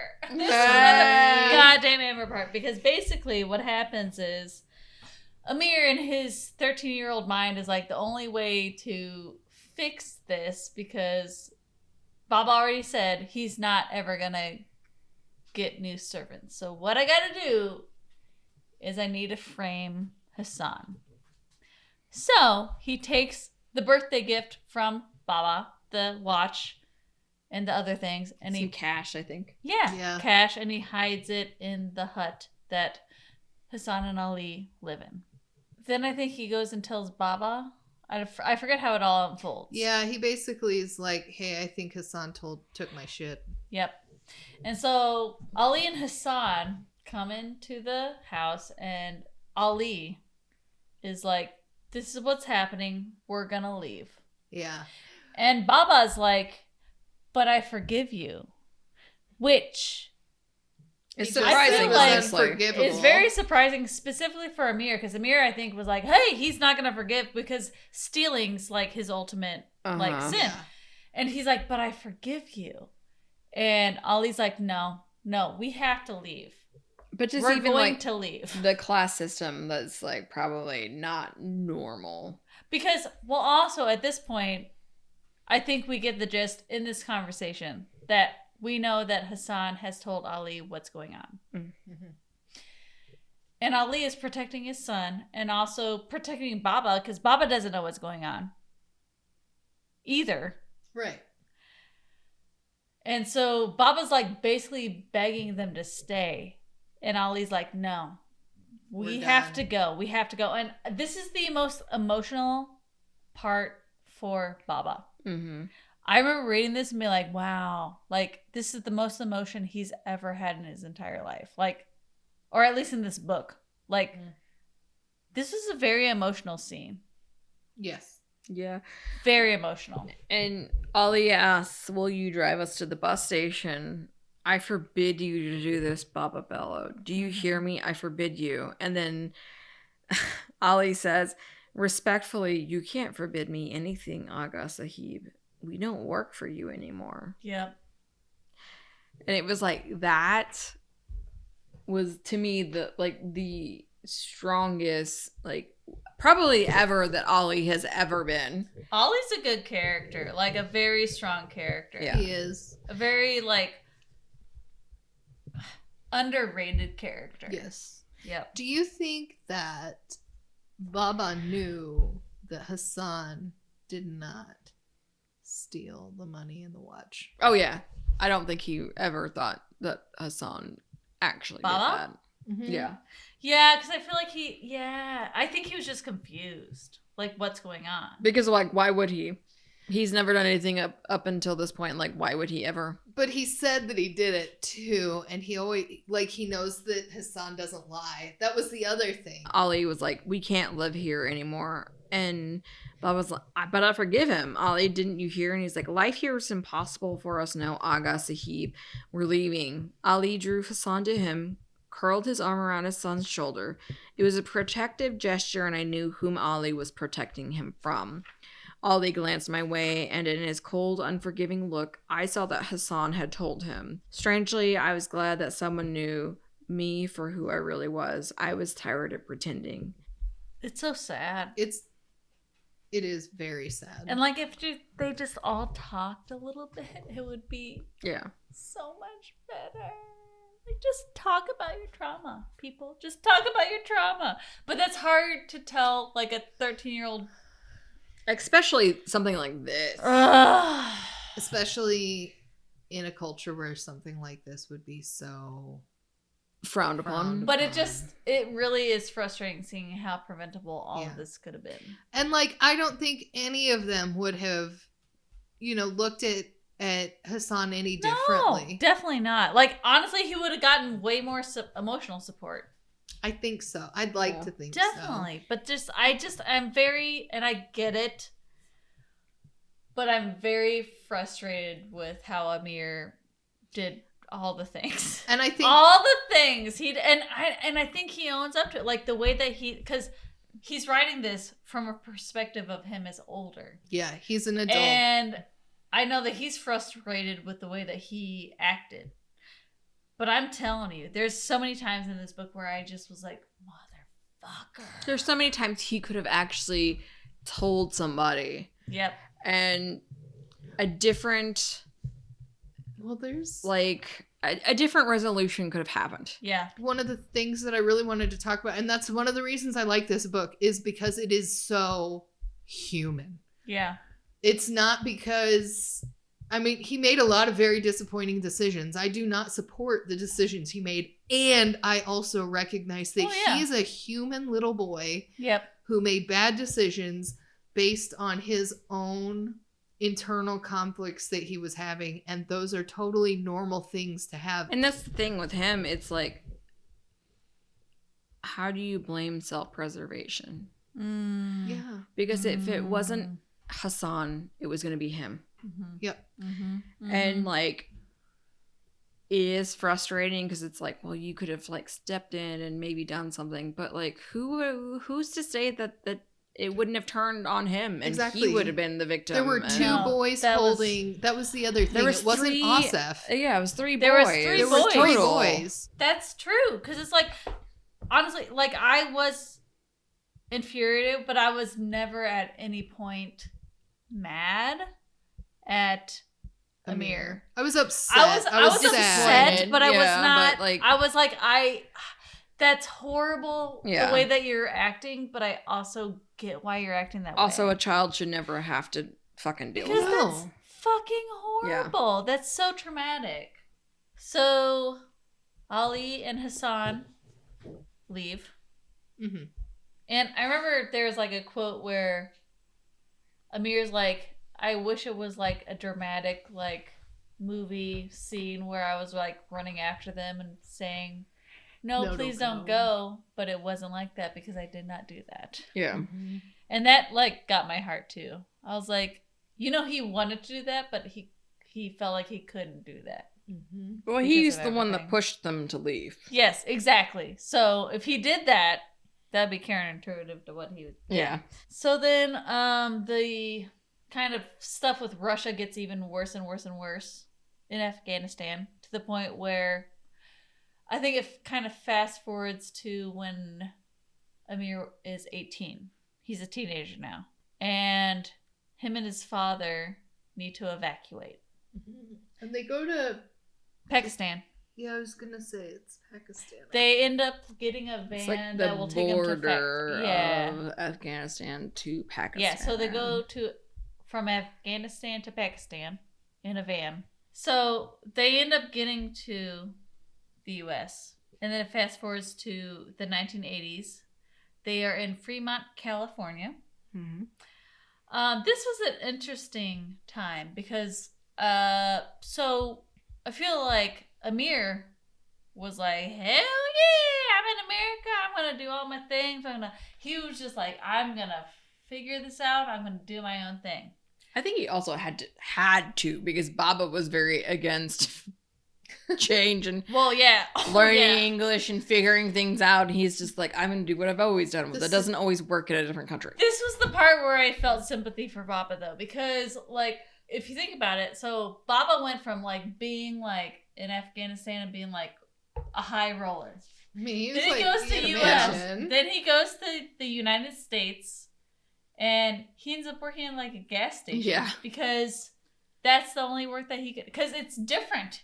Uh-huh. Yeah. And so that kind of juxtaposition, I'm sure, messed with him so much. Oh, I'm sure. And So much. I did feel bad for him in that sense Oh, because yeah. it's like, what a huge thing to just try to adjust to. Yeah. But he also still like clung to that I'm still better than everything. I think In a certain extent, depending on who he was talking to, I think. Yeah. But I think it did a lot of good to his personality overall to be humbled in that yeah, way. that's eventually, true. yeah. Yes, Amber, thank you. Yeah, I think so. It made him more like, because I feel like when they were in America, that's where he bonded with Amir more. Yes. He I was think. forced to. He had no one else but Amir. Yeah, they were on the same level. They were working things out at the same time. Mhm. Yeah. You know? And he had to rely on Amir more because Amir was able to speak more Yeah. English. Yeah. Yeah, because he caught on more. Yeah. Yeah, that was a very interesting like chapter. I think in it. some of it was that he had to spend more time with Amir, but I also think a lot of it was some personal growth that happened there. I think when he moved to America and had to live in like that smaller, because it was like an apartment, right? Yeah, it was just an apartment. Yeah. And he had to work at a gas station, and I remember there was that whole thing at like the convenience store. Mm-hmm. Mhm. That He was had like a meltdown. Yeah, he like broke the glass out of their fucking Yeah. counter because he was so mad. And then Amir had to come in and like be like, "Hey, I'm so it's sorry. okay." Yeah. So sorry. My dad just like having a hard time adjusting. Yeah. Yep. So they end up starting to go to a flea market because they are finding items that they're gonna like sell, at a flea market. It's kind of like a part-time job for them. Yeah. It's like fun a money. little what's it called? Side gig. Yes. Yeah. Rainy day money. And who Mhm. do they meet there? Oh, General Tahiri. Yeah, General Tahiri. And Soraya. But Soraya. so this is where Amir and Baba He gets Twitter pated. meet Surya, the swap meet princess. Which She's is really funny. honestly just it's reading a her kind of book a by cute little, herself. Yeah. little interaction. It's a cute meet cute. So, Yeah. so let's talk about that. He's just walking around, but he sees this pretty girl sitting by herself Pretty reading a girl. book. Yeah. Sitting by herself reading a book. And And- pretty lady wouldn't give me a line. I'll give you some mine. Oh, What are you talking about? Song. It's like I know an what old song you're talking yeah. about. Wait, what song is this? It's an old country song. Yeah. Oh, I was like, what is Sam Hey, mumbling pretty right little, now? won't you give me a sign? I'll give you Oh. Something Something about make you mine, oh mine. We'll do karaoke later. Yeah, I don't remember. You do it for karaoke. I can. I was like, what the fuck is Sam doing? I knew what she was doing. If the song is She having playing, a stroke? Like, I can sing it. I can't sing it off the top of my head. Okay. Because it's like singing like an auctioneer would be talking. It's very, very fast. That's Yes. very annoying to me, Yeah. actually. I don't like auctioneers. Yeah, They're sorry. like very aggressive.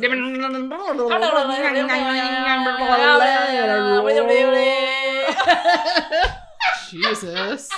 Yes, exactly.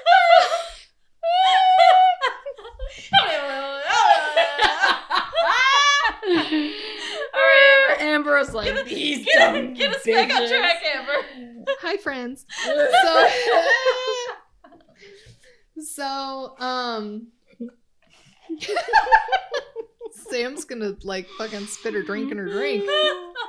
I swallowed. Highly inappropriate. Inappropriate. It's the shit my mom used to say. Yeah. Inappropriate. All right. Anyway, We're going on. Move on. Oh wait. So he walks into their booth and he's like, "Hey, is General Sahib, which is her father, here today?" And she's like, "Oh, he went that way." And he's like, "Oh, well, just can you let him know I stopped by to pay my respects?" Yeah. She's like, "I will. Thank you. Oh, my name's Amir. By the way. In Just so you case know. you need to know. Yeah. So you can tell him she's like, great. I'm that I reading my stopped by to Yeah. pay my respects." book. No, she was interested. But what was the book that she was reading, though? Oh, wasn't it? Lemons? Wuthering Heights. Yeah, I was gonna say. Yeah. Yeah. They had a little bonding moment over Wuthering. Yeah, I was like, I feel like it was like a. Is that Jane Austen? Is that? Or No, It's it's the a other Bronte sister. Yeah, I believe okay. it's Charlotte. Yeah, I was gonna say it's one of those. Charlotta. Charlotte. Ooh, Charlotta. Yes, it's a We're Bronte back to sister. young I do know that. blood. So anyway, so he's like, "Well, I'm sorry to have disturbed you." "Nay, you didn't." Nay. Which always cracks me up. That's what they say, "nay" instead of "no." So I've been saying that at work a lot lately, but I do it in my just stupid ass old English lady voice. No. Oh, see, whenever people, I love that. so when I do it, I go, "You didn't." I go. Glump, glump, glump, glump, glump, glump. No ponies here. Oh. And I'll be like, no, we did not give them the answer. No. Fuck. So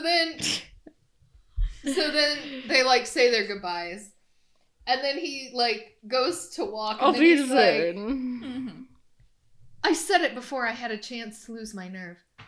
Can I ask what you're reading?" Oh dear. She blinked, and then they fell in love. They fell in love. The end.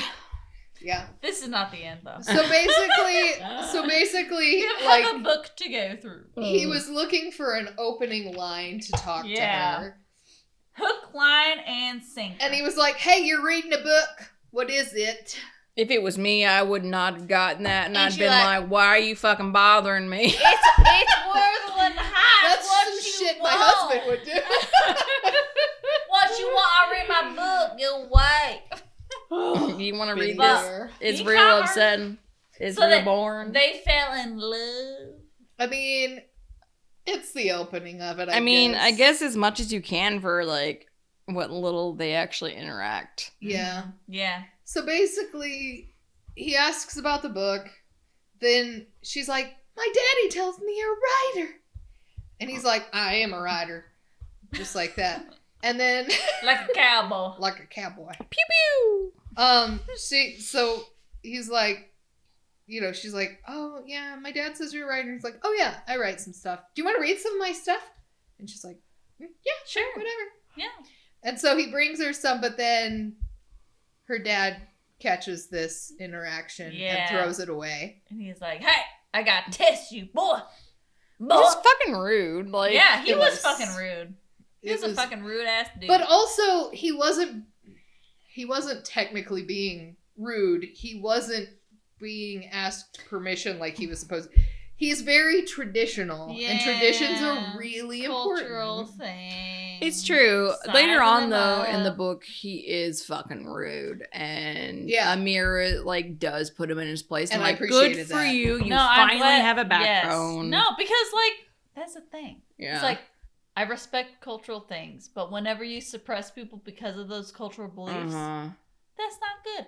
Yeah. Regardless of what cultural beliefs Or like you are doing. you intentionally mistreat someone Yes. because of those Exactly. cultural That's not beliefs. okay. That's not cool. So, Baba gets lung cancer in the middle of all this, and he starts getting pretty sick. So, it's still not a great time to be taking care of your sick dad. No. Yeah.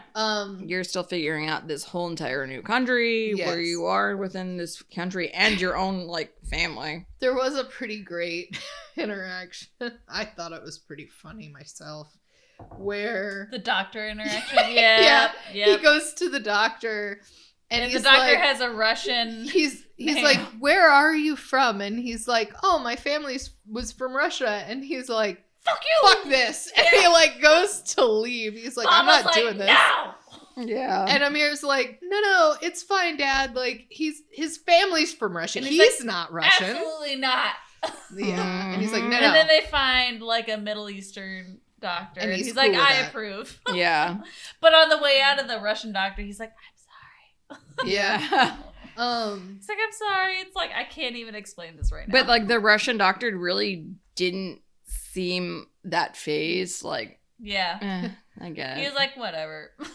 Yeah. Basically, Amir starts taking care of more care than he already was of Baba. Yeah. And Baba says that he doesn't want any of the big treatments. So he's not going to do chemo. He's not going to do Mhm. radiation. He's not going to do any of that shit. He's just going to live with it till he dies. Yep. And so that's kind of the plan. Yep. And he gets pretty sick. He passes out and seizes at Yeah. Mhm. At Like the market. flea Yeah. market, I think. Yeah. And after that, he goes to the hospital, and actually, Soria and her parents come to visit. Well, everyone from that community comes to visit, Yeah. including them. Because a lot of them knew him or had interacted with, or like Baba had done something nice for them in Afghanistan Mhm. before they even came over. So like the community there in Fremont doing like the flea market, like they all kind of knew him and knew like about him or had interactions with Baba. Mm-hmm. Yeah. But this was also where, I mean, Amir had that conversation with her, but this was like, they had another conversation after this. Oh, yes. Where I think it was like solidifying, like, okay, I think we like each other a lot, you know? Mhm. So then I think Amir has a conversation with Baba after he gets out of the hospital, being like, hey, I really like this girl. And I think it was Baba's idea to, because I think in their culture, the father asks for her hand in marriage, not Yes. him. Yeah. Yes. So he calls them up and was like, hey, can we meet tomorrow? Yeah. Even though he's like very not high energy, he's very lethargic. He's like, I'm going to do this for you. This is my last thing I'm going to do for you. Because Amir asked for it too, though. Exactly. Yeah. For sure. Yeah. They go over there and the hand of approval is accepted. They're going to have a marriage. It's going to be a marriage. It's going to be beautiful. And they do have a marriage. And it is beautiful. Mm-hmm. Yeah. And they kind of rush things because Yes. they want Baba to be part of it because they know that he's not going to be around forever. Yeah. Right. So they rushed their engagement period. Exactly. Which I think, It's you know, not traditional. also like, well, Yeah. also in our cultural thing, it's like, wow, seems very rushed. But I think it was even more rushed in their culture because of what was going on. Because they're it like, says yep. the engagement period would have followed, which would have lasted a few months, and then the wedding, which would be paid for by Baba, Mhm. which in our typically some people are engaged for years before they get married. Exactly. So it's like, here, this is just a couple months. Baba ends up passing away. Yes. From the cancer, which is very sad. Yes. And they have the funeral. Mm-hmm. Which all the people come. Yeah, everyone comes to it. There's a lot of quotes in this where I wanted to highlight, but here's one quote that I wanted to talk about in regards to Baba's death. Listening to them, I realized how much of who I was, what I was, had been defined by Baba, and the marks he had left on people's lives. My whole life, I had been Baba's son. Now he was gone. Baba couldn't show me the way anymore. I'd have to find it on my own. The thought of that terrified me. And that's just a little bitty paragraph, but that really summarizes like that transition. Of losing a parent. The person that was the most prevalent in my life is gone right now, and now I have to reflect that in some way. Mm-hmm. You know? And there's so many more quotes. Like, you just got to read the book, folks. It's so good. It's a really good book. Good. There's kind of like a timeline of like, I think Soria goes to school, and then Amir starts writing a lot more. Yep. He gets his first book published. This whole timeline, they start to try to have kids. And they're struggling a lot with that. Yes. Yeah, they do testing. They find out, really, honestly, neither one of them have issues. They're like, there's no problems with the plumbing. And he kept getting pissed off. He's like, we're not toilets. Yeah. Yeah, exactly, right? Yeah. It's like that doctor sucked ass. Yeah. They talk about how frustrating it was that they couldn't have babies. Yeah. They talked about something had to be wrong with one of them. They talked about... And then they made it seem like it was her fault. Which is like not true. I feel like that's a really common thing that happens. Well, yeah, and also it's the guilt that like comes... Like, it's kind of like Amir feeling like he was guilty for his mom dying. It's the same thing. Well, that's not true. But then Amir says he's being punished for not reacting to what, you know. So it says... So the next few months were a blur of tests on Soria, basal body temperatures, blood tests for every conceivable hormone. He found nothing. The plumbing's clear, he announced, snapping off his latex gloves. I wish he'd stop calling it that. We weren't bathrooms. He explained that he couldn't explain why we couldn't have kids, and apparently that wasn't so unusual. It was called unexplained infertility. So with all the infertility things, even though it's not necessarily his fault or whatever, in his mind, quote, sometimes Soraya, sleeping next to me, I lay in bed and listened to the screen door swinging open and shut with the breeze, to the crickets chirping in the yard, and I could almost feel the emptiness in Soraya's womb, like it was a living, breathing thing. It had seeped into our marriage, the emptiness, into our laughs and our lovemaking, and late at night, in the darkness of our room, I'd feel it rising from Soraya and settling between us, sleeping between us, like a newborn child. I think that's his guilt. Yeah. Yeah. It's for absolutely. Sure. When I read that part, I was like, wow. Yeah. Like, he feels like the reason why they can't have kids is because of what he's done. But it's almost like that unspoken wedge that gets, like, in between couples when they're trying so hard to have a child, and it just doesn't happen. Yep. So then we fast forward to... The phone call? Yes. The phone call from the first chapter. Rahim calls him and he's like, hey, you need to come back to Afghanistan and you need to, quote, unquote, there is a way to be good again.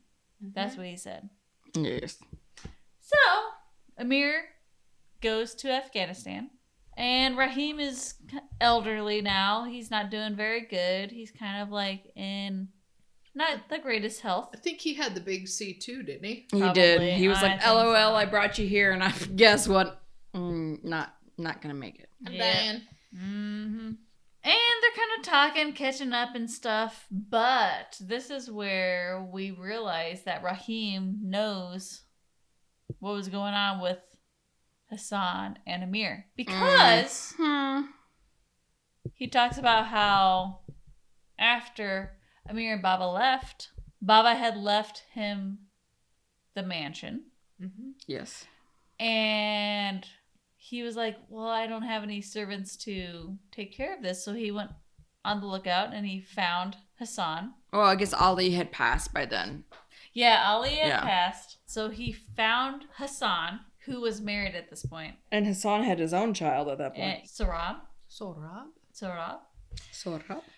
And so he was like, hey, why don't you come back to my house? You could be my servants back where you're used to living. So they had like a great like little time together. Like from like that whole chapter was like, oh yeah, we lived together and it was so nice. Like he was back where he's used to being and blah blah blah. Well, Rahim Khan actually had tried to get them to live in the house with him. And Exactly. And they wouldn't do it. Yeah, and they wouldn't because they said, what if Amir Aga comes back? What would he think? Like he was like, please live in the house. And they're like, no, we can't live in the house. Yeah, that's a good point, Sam. Even there, he is like, all the dynamics have changed. Mm-hmm. Amir's in a totally different country, hasn't been back in years. Yep. And he's being asked to stay in the house because, Rahim Khan thinks he'll be more comfortable there.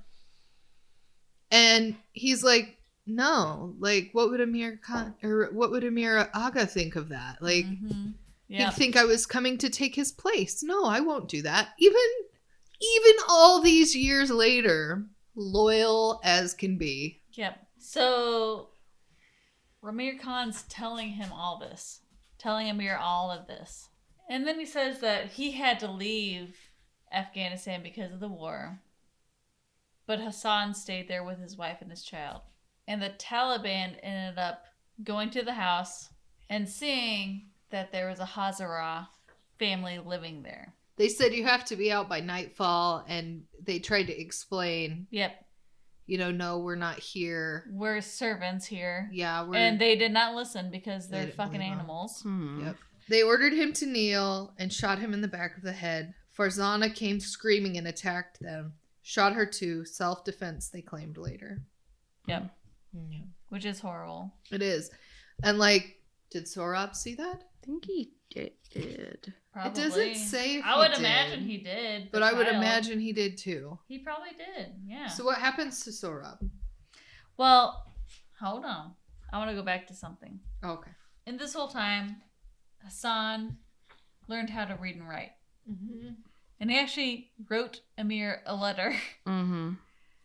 And so Rahim Khan gave him this letter, which also had a Polaroid of Hassan and his family.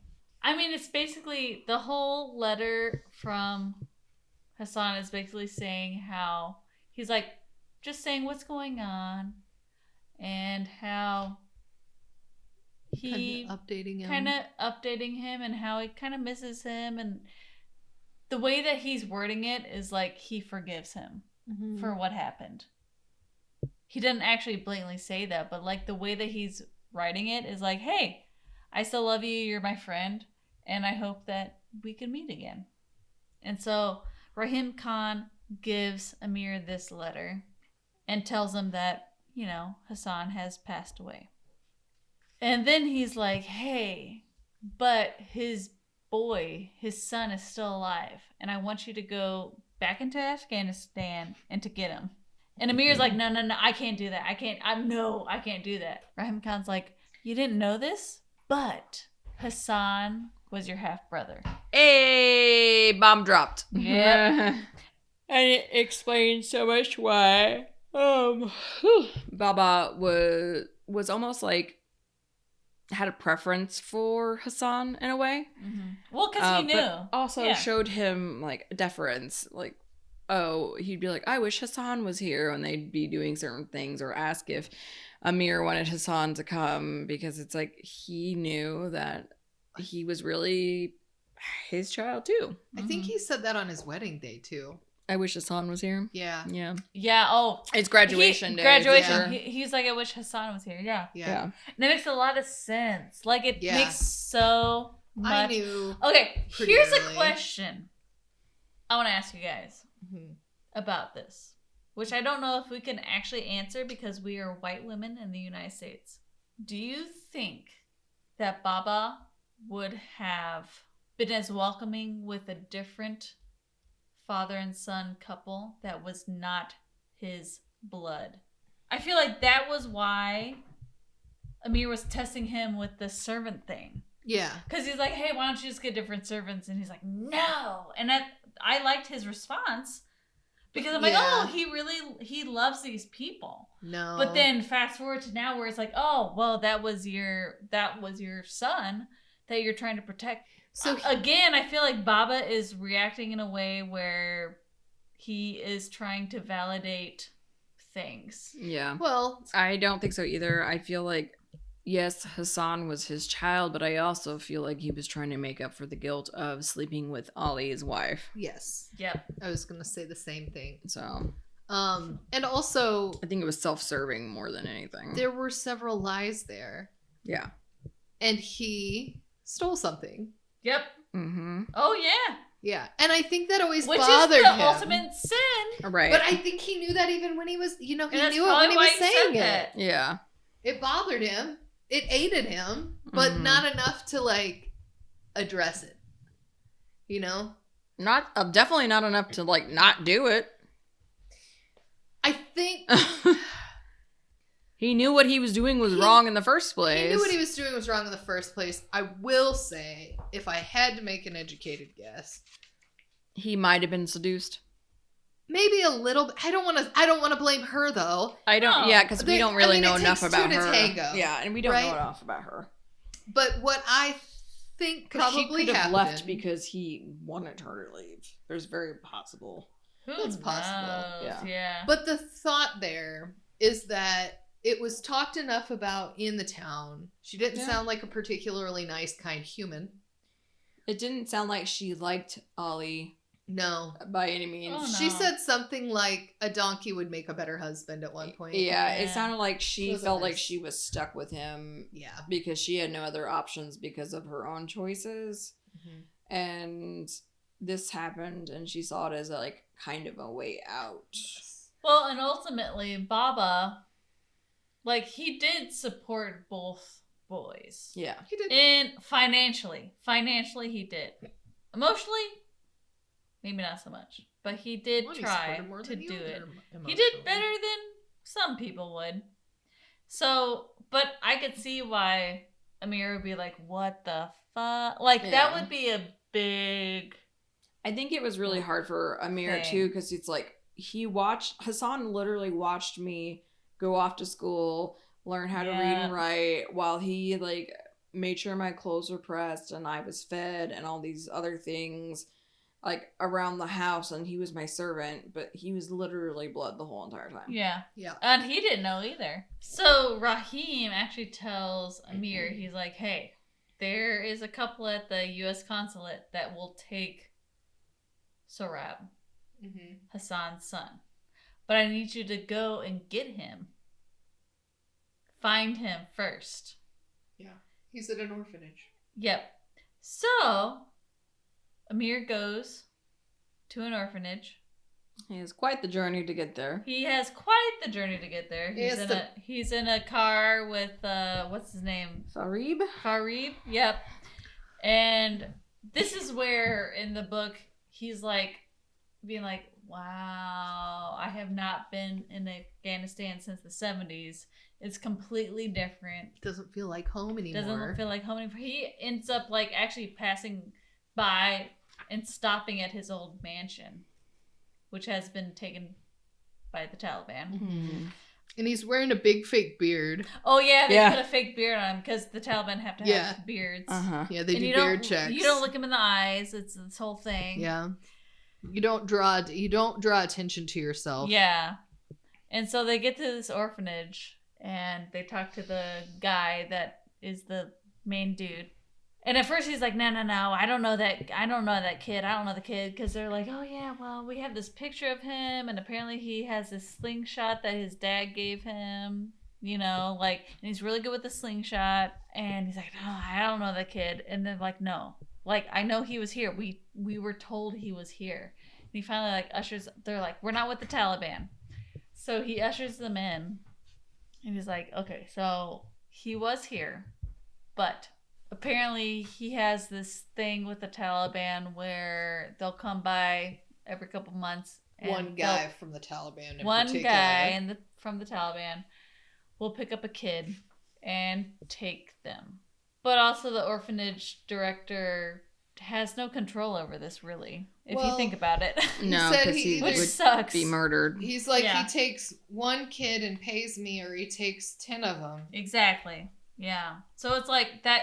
It's like that trolley thing with that psychological trolley thing, where it's like, okay, would you rather go this way and kill 5 people, or go this way and kill 1 person? It's like, a fucked up situation, regardless of what you're doing. Yeah. And so he takes the money and he spends it on food for the orphans and makes sure that they get their needs met as best as he can. Yep. And all these orphans, by the way, are standing around with like blown off fucking limbs because they've all hit landmines and shit. Yeah. Like half the kids there don't even have all their limbs. Mm-hmm. It's horrible. Yeah, it's a not great situation. And there's like just rats hanging around. They have no food. Nothing. Yeah, they have literally nothing. There's half of them don't even have actual beds. Like some of them, their clothes are hanging half. Like it's just sad. It's just bad. So the orphanage director gives them. They're like, "Hey, it's this guy. This is the Taliban guy. He's at this place at this certain time. Go there and you can meet him." So like, okay. So they go to this like football stadium. Mm-hmm. Where they're playing football/soccer. Soccer to us. Yeah, soccer to us, football to other people. And their halftime show is people being fucking stoned to death. Murder. Yep. This part I was like, what the fuck? It sounded like some kind of like adultery bullshit or something. Yeah, that's what it was. It was about no, that's adultery. exactly what it was. Yeah, they had there's a woman and a man, and they were like, these people committed adultery, so we're going to stone them to death in front of you. And it was horrible. We're not going to go into detail about it because it doesn't need to go into detail because that is not something that should be a thing. No. So they're watching this. And they realize that the person that they're looking for, the Taliban guy, is one of the people that are orchestrating this stoning. They said he looks like John Lennon. With his glasses. Yeah, with the sunglasses, yeah. So it was quite the image there. The image he painted was pretty interesting. Yes. So then the stoning's over. R.I.P. That's horrible. And then why'd you laugh? Just like you. R.I.P. That was terrible. That was horrible. But it is. I mean, it is, yeah. It is. Sometimes when you say stuff, it always makes me kind of titter because it's like. That's okay. R.I.P. That was horrible. You think that's R.I.P. They're in heaven now. It was a little offhanded. Like, I was like, okay. What? What do you do? How do you segue How do you segue to the fucking stoning? They were stoned to death. I would say, like, yeah. And so they were stoned. And it was awful. And we're moving on. Wasn't R.I.P. No, R.I.P. They died that from was the awful. Stoning. From the stones. Alright, anyway.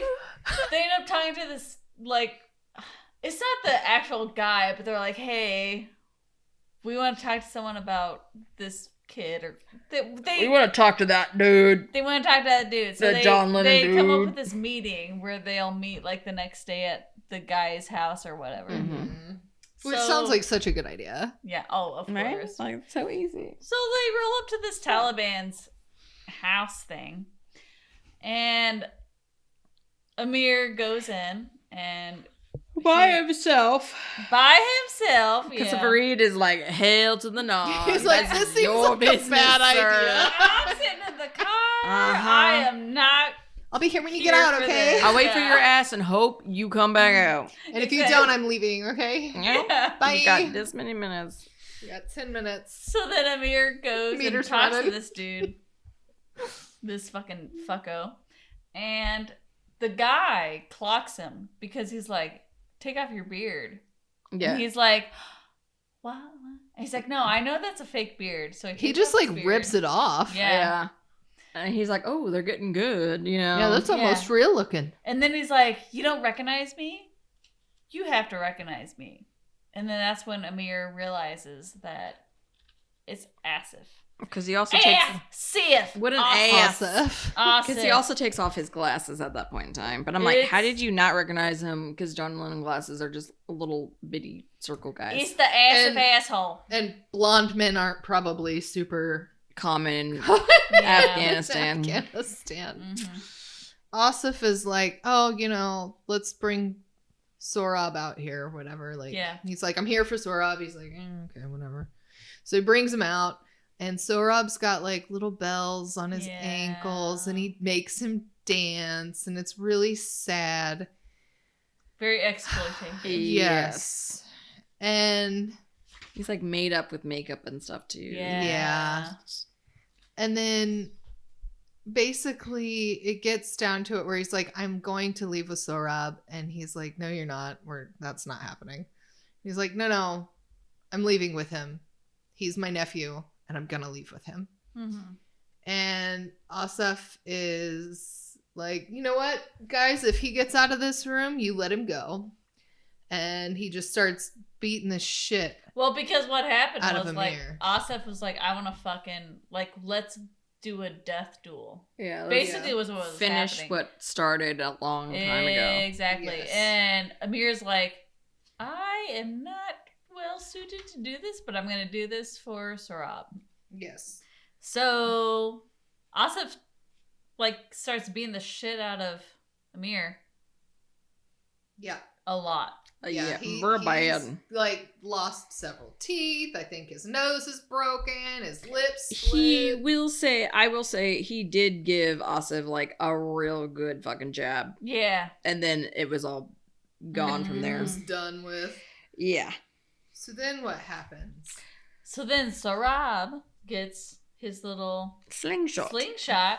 And there was like a coffee table that had like little round balls, like brass balls, like a little brass ball. Yep, and he took one of those. Took one of those off and yanked it back. Fucking shot it right into Asif's he eyeball. asked him to quit. Yeah, a couple times. Oh yeah, no, he was like, "Hey, stop it." He warned him more times than I would have. And he was like, "Nope, I'm gonna fucking boop." So he fucking threw that little ball into Asif's eyeball. Which is really funny because his own father had told him that he was going to do the same thing, and people were going to have to call him Asif One Eye and all this stuff. And his son actually made it true. Yep. It got lodged. Like, it was lodged in his socket. Good job, Sorab. Yeah. Like, he was just screaming. So then they ended up fleeing. Like, they fled. Like, Sorab and Amir. Fleeting. They were fleeting. Sorab and Amir. Stop laughing. I'm sorry. Sorab and Amir end up fleeing because Sorab fucking nailed Asif in the fucking eyeball as he should. Okay, this is the part of the book, though, that I was like, this is so visceral. Like, the rest of the book was not like this. I'm like, wow, this is like out of the blue crazy. Yeah. Like, out of the rest of the book. I liked this part, but it was very fantastical. It took me out of it, actually. I was like, I mean, I get what was going on, but I was like, this is so not the same writing as the rest of the book. And I was like, what is going on here? I a little bit liked it, but also I'm one of these people that imagines shit like this in my head all the time. Not like this. Not like this. What but kind like of peyote are you taking? But like people who have really caused you damage and like imagining I've had the very like visceral dreams. Revenge that you like. They're not even dreams. I'm just sitting here like thinking about shit because I'm nuts. But hey, even dreams. Yeah, these aren't even dreams. They're like daydreams. I'm very awake. But I'm woke. I'm just like fucking, I'd never act on it. I don't know. That's the part of the book that I did not like. Yeah. Was this part. Because I was like, this is so not anything about the rest of the book. For a minute. Like, I don't know. It just seems so weird. My problem What do you was think, it was Sam? so short. Yeah. The whole entire thing was like short. It's like, yeah, it was just fit in there. It was him trying to bring it full circle, but it was just a yeah, like there. it seemed forced, right? And and then my thing was like, I feel like it wouldn't have ended there. No, yeah, because you know that his henchmen would have got them. Yeah, I was like, there's no way they're getting out of this. Yeah, there's no fucking way. No, that's the only complaint I have with this book. Is I kept that waiting fucking for them to catch up with them, and that fucking scene. I was like, no, this is not realistic at all. For me, I guess my thought was, he said if they left the room to leave them alone. And so maybe that bought them enough time to actually make the escape. But then after that, they were on the run the rest of the time. But also what I'm saying is the in a writing of it hospital. was different. Yeah. The writing of it was different too. It didn't fit the narrative for the overall book. Exactly. And also it did not like give me the satisfaction. Like I get what it was going for, but it did not give me the satisfaction that I think he was going for, is what I'm saying. I agree with that, because like not only did Sohrab have a lot of shit that he had to deal with, like violence to him, but then he had to also participate in the violence in order to leave, which I didn't particularly want him to have to do that. Yeah, no, because then he has that guilty conscience on. Like, oh, I killed a dude. Yeah, but or I at least like maimed someone. Well, and then also, Amir has to fall on another person to save his ass. Yeah. Again. And it's a child this time. Yeah. Yeah. Because Sohrab actually helped him to get out of there and get to Farid's vehicle. Yeah. After they escape, he's in the hospital. He has to like suck everything through a fucking straw because he's got his face broke so bad. Jaw's broken, his orbital rim is broken. Yeah, he's fucked up. Amir is fucked up. And he finally calls his wife. Yeah, he finally calls his wife. He's like, hey, I'm alive. And I'm just like, bro, your jaw is wired. Like, how are you fucking talking? Like this. Yep. Hey. He kind of has a. Just help. Yeah. She's like, why are you talking weird? He kind of has a bonding experience with Sohrab, though. A little bit. They start playing cards a little bit, but Sohrab, of course, is like very like, I'm not going to talk to anyone. He's very standoffish. Yeah, exactly. As he understandable. Should be. Yeah. Yep. So after Amir was injured, he had a split lip by his nose, and he said that it looked like Hassan's did whenever he was a kid. Mm-hmm. And he referred to it as a hair lip, but it's, it's the very old-fashioned term for it. Yeah. But yeah, it's very metaphorical like for what was happening. Yeah. So I just thought that was interesting that he ended up looking a lot like getting his own version of that. Yep. And so Amir finally heals, and he starts talking to, because at this point he realizes that Rahim Khan kind of tricked him. Yeah. Because Rahim Khan said there is a couple that will take Sohrab. Yes. So whenever Amir realizes that there's no couple that's going to take Sohrab, he's like, oh, well, I guess I got to figure out another way to get him out of this country, and that's probably me. So he goes to the U.S. consulate with Sohrab. And how is that interaction, that meeting? Not fucking good. That guy's kind of an asshole. But you find out later there is a reason behind his assholery. I know. Yep. But it's not great. It's not a good reason. No. But the legally, I mean, it's frustrating because the legality, it's like, okay, well, so Sohrab, well, because I think, okay, let me make sure I get this right. So the whole reason why he's like, this is going to be complicated is because Sohrab, he has parents. They have died, but they died in Afghanistan, but they are in Pakistan right now. They need proof of their death. They need proof of their death. Which they were murdered by the Taliban, so that's not really gone. So that's not going to happen. And then Death it needs certs. someone else to like acknowledge that they are their caregiver or whatever. So there's this whole convoluted thing about how they're meeting and he's like, it's not going to happen. Like, it's way more complicated for you to actually take him back to the U.S. Yeah. Before all this happened, before they're in the hotel and all this and worried about whether or not he's going to be able to go back to America with Amir, Sohrab had gone to a mosque that they had passed on their drive. He had walked there. And so he had disappeared. And when Amir woke up, he panicked and was looking for him and could not find him and was freaking the fuck out. And like he went and asked the one guy, and then the one guy, like the front desk guy, and the guy's like, "Ugh, you Afghans are so like, what was the word? Reckless. Reckless." Yeah, and I was that's like, what a yeah. fucked up thing to say to somebody. And he's like, "I'll take you there though, because I'm also a father or whatever." So he takes him to the mosque, and he finds Sohrab there. And he's just like, I think praying and crying, if I remember right. He's like sitting outside. Yeah. And he's just like, I'm just so dirty. He just kept saying how dirty he was. And it's like, you're not, sweetheart. You didn't do any of this, you know? Yeah.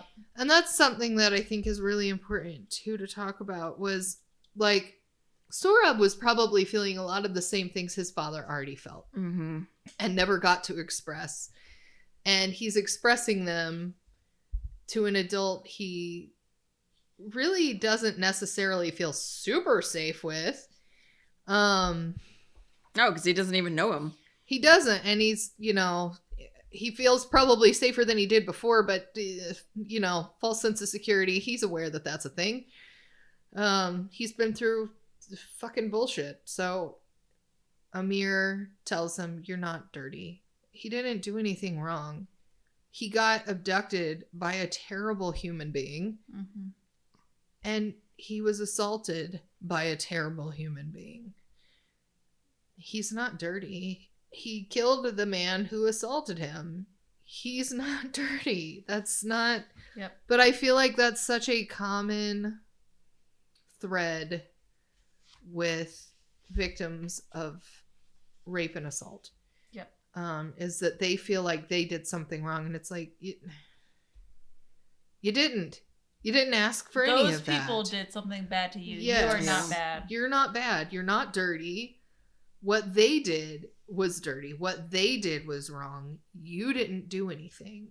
This is also the point where Amir tells Sohrab that they are related. So Sohrab said, "But why did people hide it from your father and you? Or hide it from father and you? You know, I asked myself that same question the other day, and there's an answer, but not a good one. Let's just say they didn't tell us because your father and I, we weren't supposed to be brothers.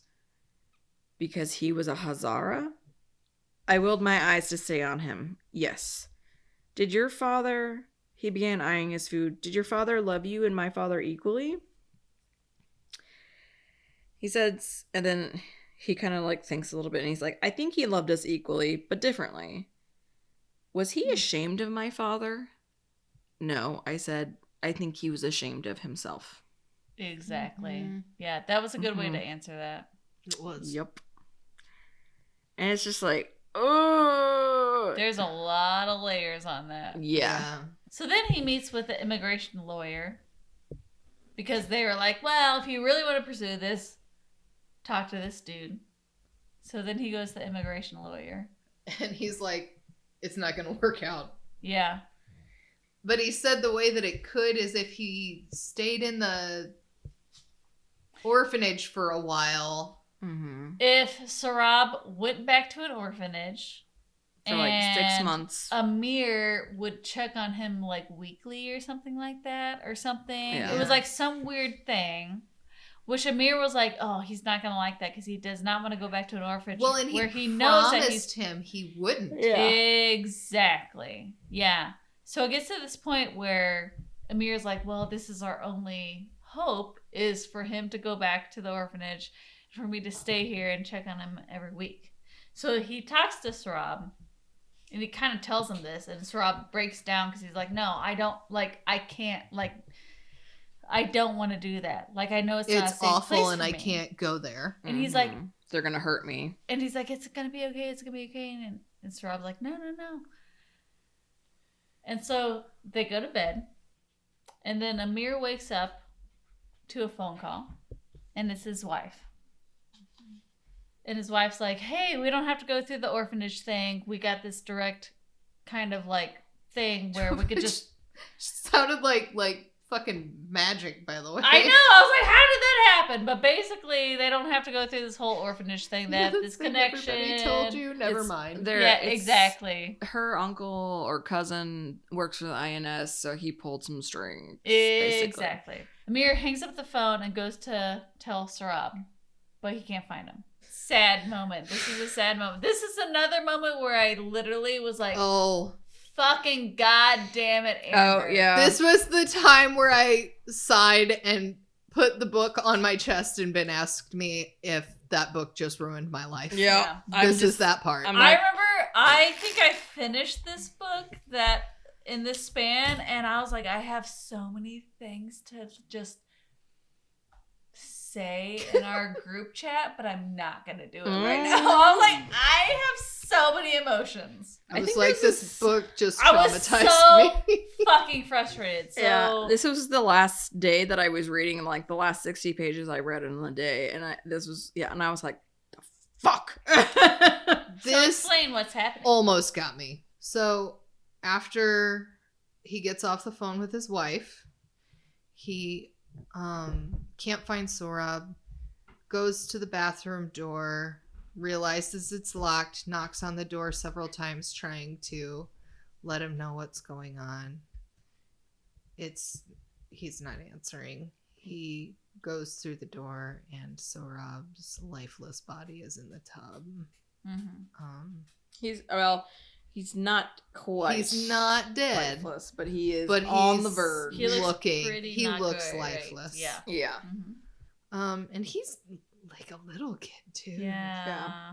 He's under 10, isn't he? And it's just this part kind of infuriated me because I'm like, the miscommunication, like This this gutted me. should not have happened. No. I was like, this should not have happened. He shouldn't have said anything to him until he Yeah. figured it out. Exactly. This was that was not great. That pissed me off. Yeah, I was also mad, and I was like, I I was don't very even pissed have off. kids, and I don't want children, but I would never do that. Yeah. Like, that's that's not great. It's so upsetting. You don't tell kids about something major and life-changing until you It's permanent. recognize what that life change is. Yeah. And it's actually going to happen. Mm-hmm. So they go to the hospital. And he lives. Yeah, he does Yes. live, which is great. Mm-hmm. Yeah. This is where, like, him finding him like that in the tub gutted me. Yeah. I have not been that close to crying about a book in a long I was pissed. time. I was more pissed than crying. I was I like, was upset. motherfucker. I was upset. So Sarab ends up going back to the United States with Amir. After a long hospital stay. Yes. It's kind of like a big adjustment period. Yeah. For multiple reasons and for everyone, because Sohrab did not talk for a whole entire year. Mm-hmm. So all the things that both Amir and Soria were planning to do with him, because they were very excited to have a child, since they were not able to physically have one themselves. I think they were kind of let down and frustrated. She was especially frustrated, I think, because she had given up on trying to like interact with him and trying to get him to interact, and took it a little bit harder than Amir because he had kept trying. But I think he kept trying mostly because he had seen the things that haunted this child. Yeah. So I think that's why he kept trying. If he hadn't seen them, I don't know if he would have. One thing I did want to point out is that Soria's family, specifically her dad, was very judgmental of like, oh well, because they weren't really telling them the full story of like who this kid was or whatever, and so they were like, well, like, why do you have this kid? Like, and he's like, he's a Hazara. Like, why do you have a Hazara child right now? Yeah. And like, it was a whole thing. They were at dinner, and so there's a quote where they're at dinner, and her dad is questioning it, and he says, I turn to the general. You see, General Sahib, my father slept with his servant's wife. She bore him a son named Hassan. Hassan is dead now. That boy sleeping on the couch is Hassan's son. He's my nephew. That's what you tell people when they ask. And one more thing, General Sahib. You will never again refer to him as a Hazara boy in my presence. He has a name, and it's Sarab. No one said anything for the remainder of the meal. And I was like, fuck yeah. Yeah, I was like, This good is for you, guy. Dude, that should not like have any kind of reverence at all. No, it I was shouldn't. like, good for you. Yeah, he's a person. Yep. Not a race. Not a Not not a culture. class, not a class system. He's a person. Exactly. That's it. Exactly. But I also really liked that Amir and Sora like gave him his space. And they're like, you don't have to talk if you don't want to. Yeah. I don't care what anyone else is saying. You could do you. Yeah. Yep. And that's important. He needed that because that's a lot of things for him to process. Yeah. And he's going to do it on his own time. And he had so many things happen to him at such a young age. Yeah. Like, I'm not surprised it didn't take him a year, or it took him a year to freaking actually talk, you know? Yep. So let's talk about the final scene. It was cute. Amber, you want to do it since this was your book pick? So basically, they go to a park, and there's all these kids flying kites and stuff, and Amir decides he's gonna buy a kite for Sorab to fly, and he's telling him about his father, and he asks him, do you want to fly this? And Sorab takes a couple of steps back, and he's like, oh, okay, well, I guess I'm on my own then. And just kind of flies it, but then Sorab kind of starts getting interested, like kids do. And he decides he wants to join, and he does. And then he's telling him, like I said, about his father, about how he used to be the best kite runner, and how they used to do all these tricks together to cut the other kites and all this stuff. And so they start getting into like kite fights with these other kids in the park, and they cut one of the kites there, and he asks, do you want me to go run that kite for you? And I think Sorab, did he say yes, or did he just nod? I think he said yeah. I think he said yes. And he responds with, for you 1,000 times over. Yep. And he goes and gets the kite. So I thought I saw him nod, actually. Yeah, so he said I thought I saw him nod. And so Amir said, for you 1,000 times over. I like how the book ended. I overall really like this book. My only complaint was that one part. Yeah. The fighting scene with Asif. I'll give this 4 stars out of 5, I think. Sam? Yeah. I think 4. 4.5. I did really like it, but I was also like, why is it so terrible? I know, yeah. 5 out of 5 for Amber. That's Amber her favorite loves book. this book. Yep. It's her favorite book. It was a good one. I'm glad because, this was a book that I'd heard about. Yeah. I'd heard about the movie, but I never actually read it, and I don't think I would have read it if it wasn't for this, though. Thanks, Amber. I probably wouldn't have read it. No. Yeah. And I remember when it first came out, everyone, or even a couple of years afterwards when it really got big, and people kept talking about it. I'm one of those people though that I'm like, if you're talking about it, I don't want to read it. I don't want to read it. I don't watch it. I didn't watch Napoleon Dynamite until 10 years after it came out. Napoleon Dynamite. And I was just like, this is what everyone was talking about? I'm like, this is dumb. Yeah. So I'm the type of person that will wait a bajillion years. I fucking hate Napoleon Dynamite. And then go to experience it, because then That's how I'm too. Forgotten things. That's the hipster in me. I'm like, I don't want to watch it when it's relevant. I want to watch it 10 years later. Yeah. Yep. And then I'll make my own opinion. Yeah. Why do people think that's a cool. Yeah. Yeah. Oh, No, 'cause but this it's one was actually really good. cool. Yeah. Yeah. Well, with that, let's do the movie adaptation. So the Kite Runner movie came out in 2007.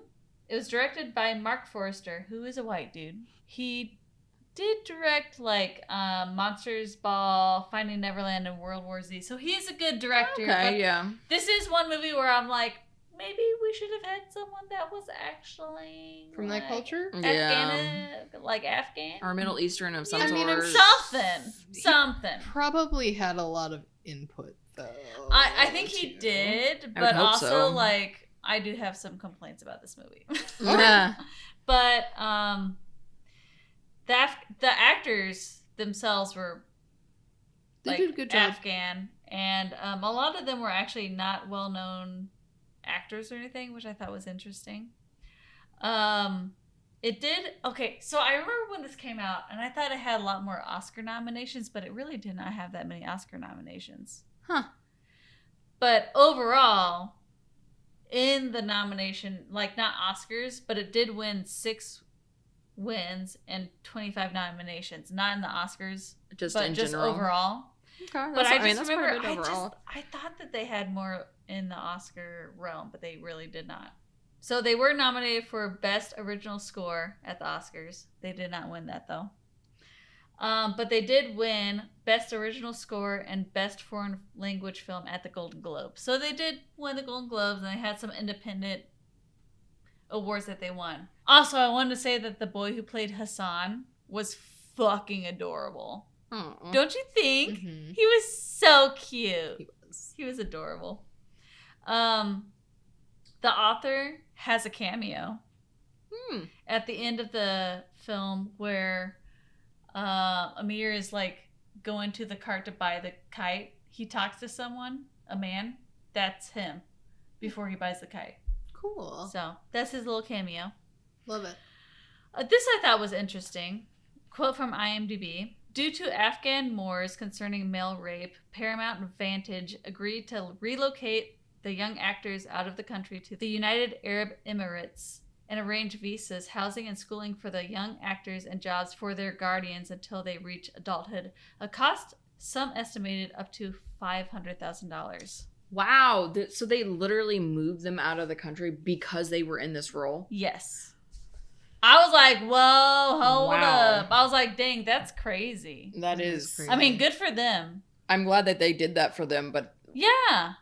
I know. That's Wow. a big, like, I saw that and I'm like, I have to include this because that seems like a big thing. it's not even like a real thing. Like they didn't even actually do that. Like I know, exactly. but It's just a this- portrayal in a movie. Yeah. You know, it might have been, though, put that way. They might have done that because maybe that put them at a higher risk for that situation just because it was a role they played. Well, I know, but the fact that they actually were like, hey, Yeah. we're actually going to do this instead of like, have you cast in this role and then you have to deal with it later. Yeah. Like, that's Yeah. actually pretty cool. I think that's awesome. I thought so. That's why I was like, Yeah. I mean, this is kind of like a weird thing, but I'm going to. I mean, I feel like if you Throw it put out there anyway. somebody in a place where they're at risk, you should protect them. Exactly. Yeah. Yeah. Especially since the majority of, especially the kid actors, were not professional actors. Mhm. Yeah. It's like, you gotta, I mean, like I was looking them up, that this is like the only movie that a lot of the kids are in. So it's like, might as well protect them. Yeah. Yeah. So, I know Amber watched this. Sam forgot there was one. Yeah. But that's okay. You're like, I forgot there was a movie. Yep. Totally forgot. Not bad. What did you think of the movie, Amber? It was okay. I wasn't like, whoa. Ben really liked it though. He was like, now I kind of want to read the book. That was a really good movie. You're like, I was like, you don't understand. Yeah. yeah. Well, The book was amazing. One of the things, my big gripes with the book, or not the book, the movie, was that, okay, no, there's a couple of big gripes. One of them is I felt like they did not really portray the emotional aspect of it that well. Like all of the actors, and I get Baba, like he's like Baba, But, like, specifically the scene where, like, Ali and Hassan are, like, leaving, that's a very emotional scene. And the whole scene was, like, very scripted and, like, not emotional at all. Mm-hmm. And I'm like, this should have been way more emotional. Well, and they cut out a few things. They cut out the suicide attempt, which I'm kind of glad they did that. I get why they did, but I also was like, it was a pretty pertinent. I mean, but I get why they cut that out. I do too. 'Cause that was like a lot. They kept the other thing in though. I mean, because that's a pretty. I mean, you have to, I guess, to the plot, but you know what I mean. Both of them, that's probably the more pertinent thing to keep in. Yeah. But, and then the guy who played Asif was not. Yeah. He was. I think he was actually. He did. He wasn't not blonde like haired, or anything. blue-eyed, none of that. He was like definitely like, Afghan. He was Middle Eastern for sure. Yeah, he was depicted as being. Well, because I think that they didn't have they would be like, why is this white guy here? You know, so they didn't have I get that, but my main concern is the emotions. Like, seriously, if you think about all the internal struggle that Amir's going through, you don't see that in the film. Well, because you're not. Most of the internal struggle in the book is just written word. I know. It's all, so you can't go through that. But they can't. Like, if you direct it the right way, you could, and you have a good actor, they could do that internal struggle really well. But I felt it was so just not there. Like, the emotion was not there. There was some emotion, but it was so just scripted and just like, meh. It was a decent movie, but it wasn't like reading the book. Yeah. The book was more emotional. It was more of a roller coaster. The other thing, the big thing I want to say is, this would be good as a miniseries, not a fucking movie. Because they're trying to pack in this entire book into 2 hours. Which they could have made it into like a 10-episode miniseries with all the emotion and all the things. And it would be amazing. They should do that. I mean, I feel like that's what we're leaning towards on books these days. I'm telling you, like, no. Which I appreciate. It should be that because, like, the movie just... all the weird I was like, this is just lacking so much that it could have. It's kind of insulting to the book, honestly. Like, it wasn't bad, but it wasn't like insulting. It wasn't bad, but it wasn't great. I kind of was like watching it, like, oh. I think if you'd never read the book, it would probably carry more weight with it. But if you've read the book, it's harder to take it as seriously. I mean, that's with anything, but also, like, there's just, I don't know. It should be a miniseries. They could unpack so much more with a miniseries and have better acting, better direction. Mm-hmm. It could be so good. Yeah. The kids did a good job, though. Yeah. I thought it was really good. I'm not talking about the kids. I'm talking about the adults. Yeah. Like, I thought it was a good movie. It was kind of sterile acting for the adults. It wasn't a great movie. Yeah. It was a good movie. Exactly. But I'm also glad that it was there because it gave more light to, what's going on and stuff. I'm glad it's a thing. But also they could do better. That's my take on it. But yeah, that's all I have. Really? Yeah. I have one more. Do it. R.I.P. That was terrible. Terrible. Fuck you. R.I.P. That was terrible. You'll toot. Because I can't be a fart, because that would be inappropriate. You gotta be a toot. It has to be poot or toot. Yep. Amber can't actually say fart. Well, now she can. Toot. But when she was little, she couldn't. Yeah, I'm a fucking adult. I can say what I want. That's an adult word now, boy. Yeah. All right, with that, though, why don't we say, hey, review us if you want, comment on Spotify, I think, follow us on social media, all the things. Leave us reviews. Yeah. Like, subscribe, and all that jazz. Yeah. Send us happy little messages on our faucet book. Yeah. Yeah. We'd love to have messages from fans on Facebook. Exactly. Yeah. Whatever. With that, Keep the pages turning and the drinks flowing.